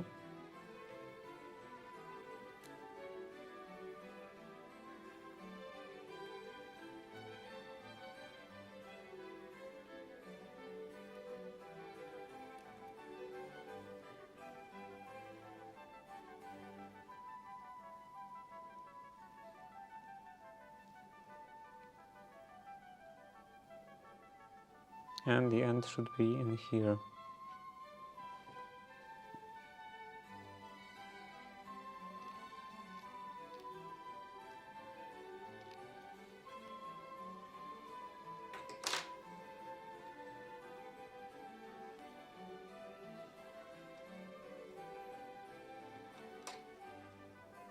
And maybe I can actually cut this out. Cut off.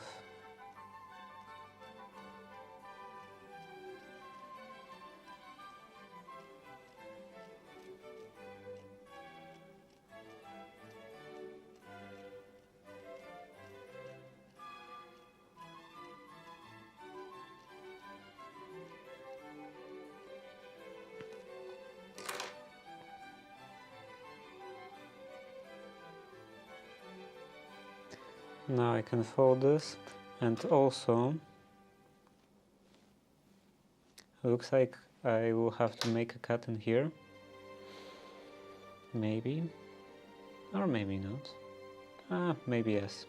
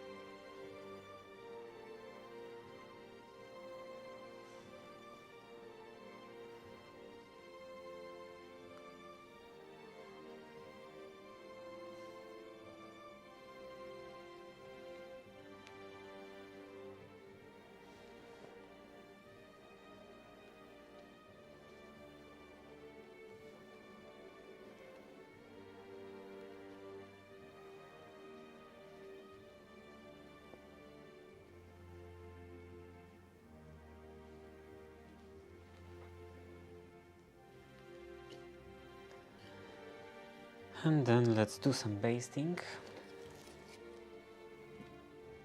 I guess all around.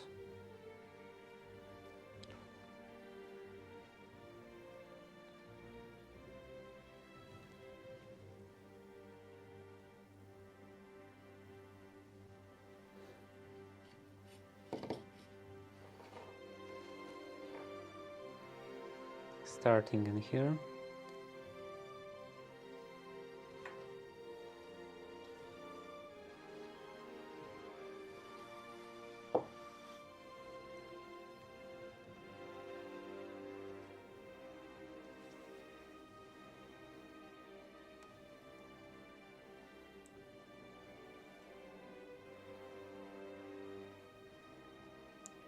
And first I want to make a basting stitch along this edge, just to make sure that it actually sits properly before I will proceed to this end.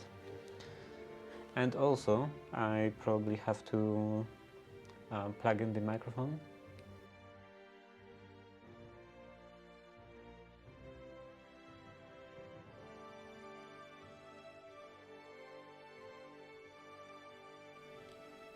Because it's getting close to 5 hours.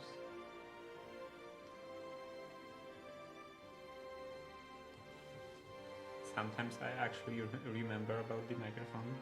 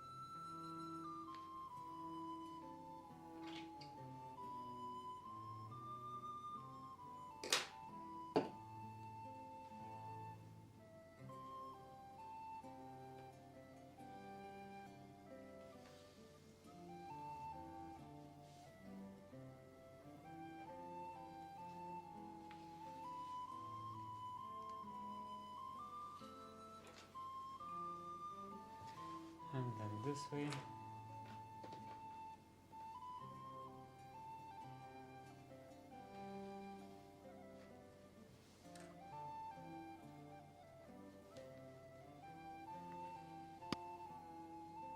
I think I hit the microphone.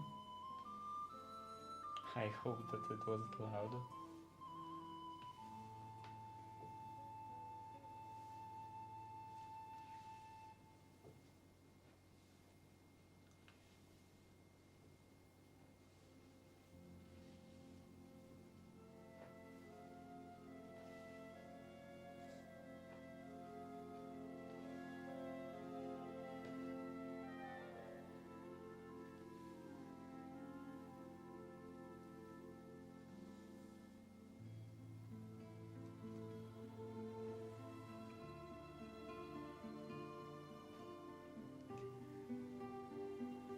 Okay, now I can break this. It's actually quite convenient that the breaks so easily now. I don't know why it breaks so easily, but I guess I won't complain.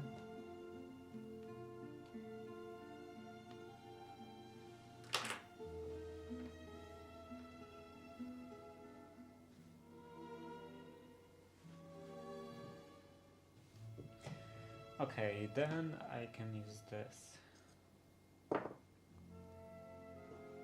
with this needle.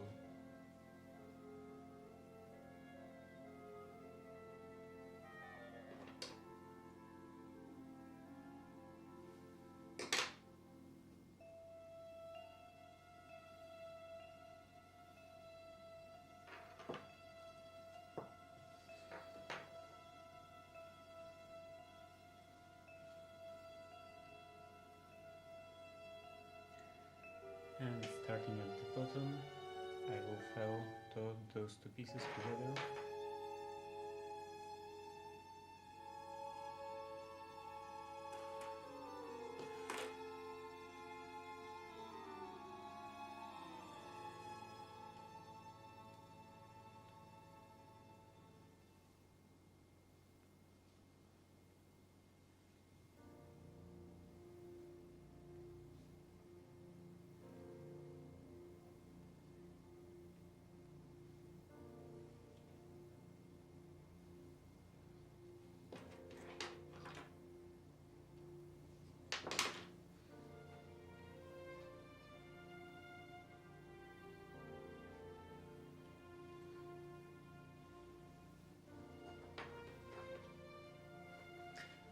Oh, let's plug in the light.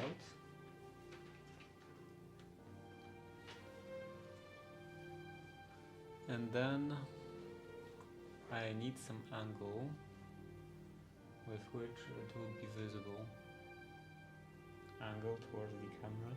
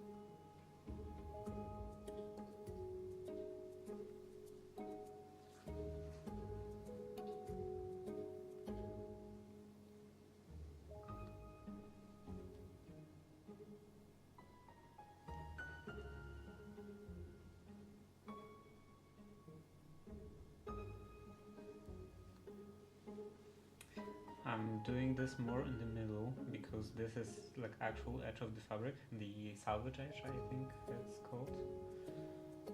So it's not very strong, it's basically just bunch of wispy ends of threads. So if I want to actually cut something, some fabric of a substance, I have to go deeper from the edge. But then I think I will go back and try to catch just the end of it.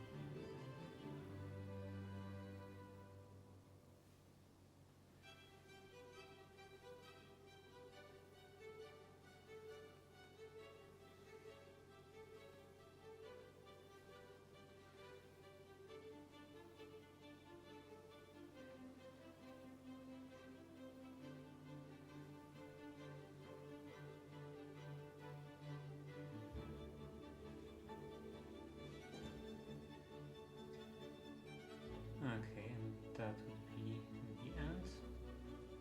Now I can go back and go closer to the edge in here to catch some of those fibers, some of those ends.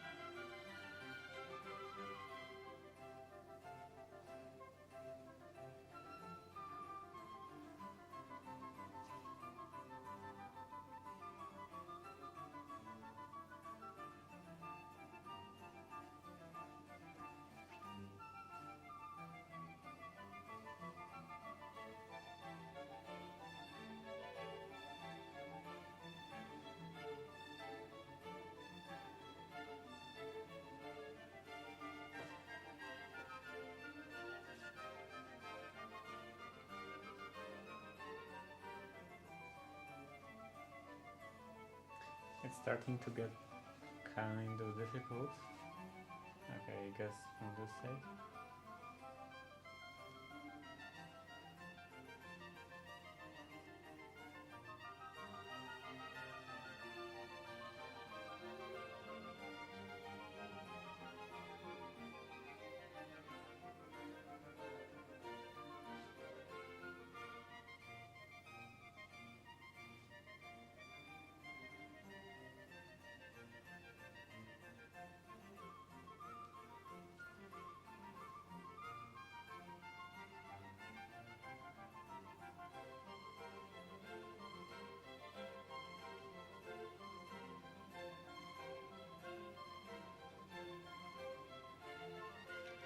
I could do like both more matching thread color and also a bit some, I don't know, nicer pattern, maybe some crosses like I did in here, but it doesn't really matter.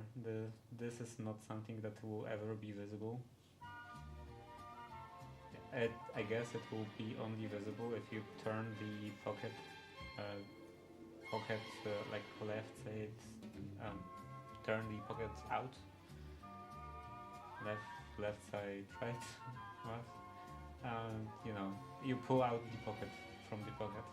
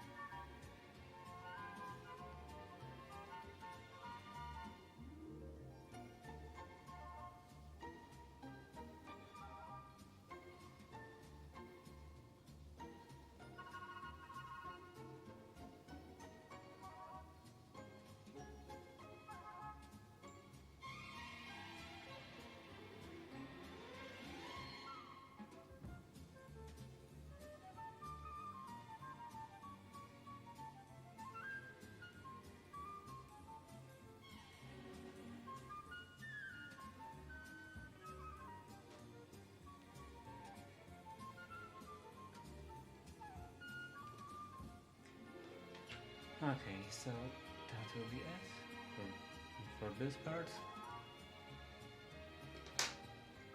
And maybe I could just make a seam in here on the machine, and that will be it for today, because I have 6 minutes left. How long is that now? Let's see. This is roughly 6 inches. Maybe it's fine. 6 inches. So here would be the start.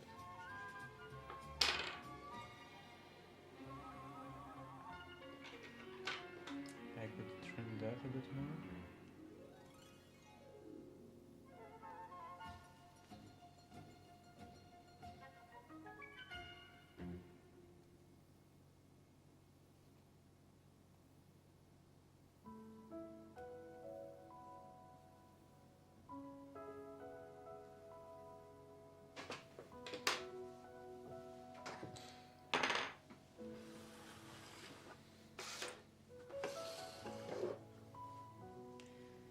Okay, so here will be the start.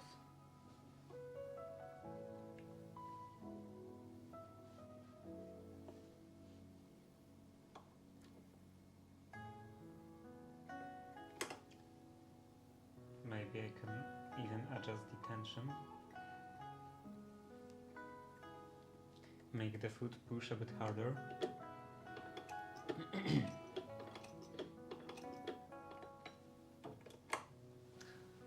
Now back.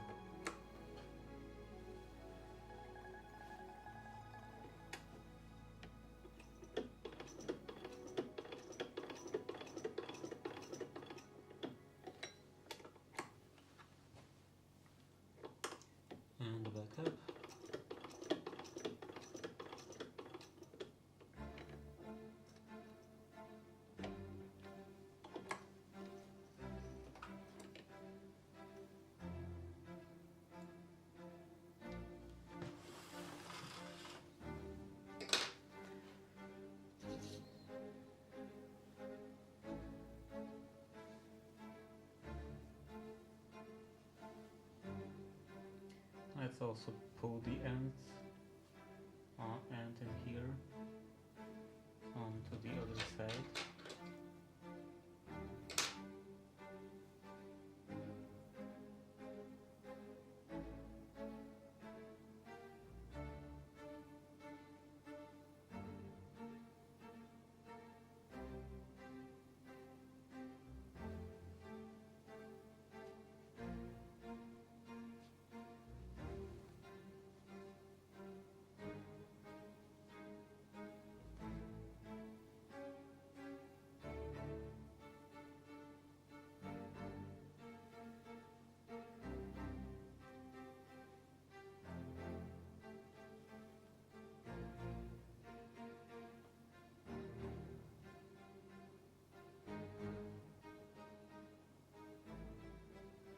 Can I put both of them? No.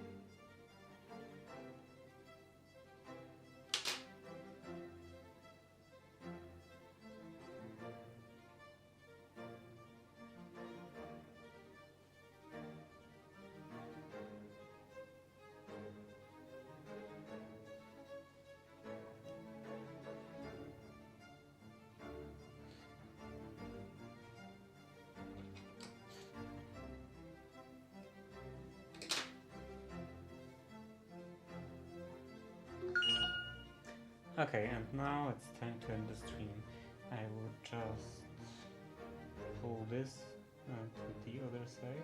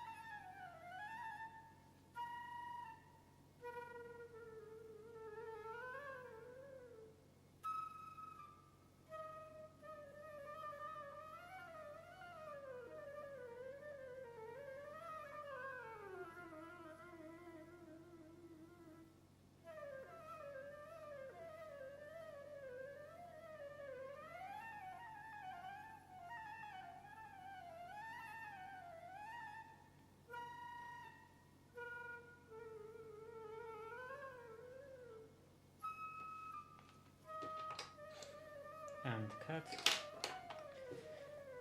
and then get rid of this basting stitch, and that will be it.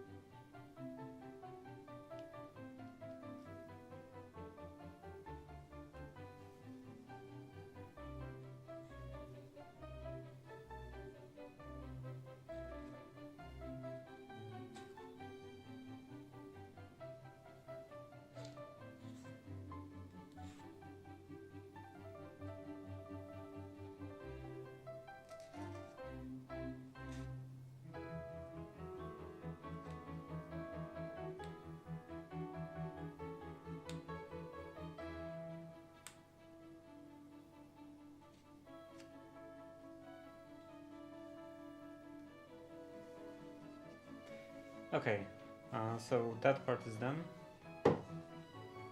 It is, like I said, it is a bit thick, but it should be fine. And yeah, that's it for today. And tomorrow I guess I will do the other side, the pocket opening on the other side, and then maybe I will actually start sewing the both sides together. Also, this. Maybe I will actually start sewing two sides together, and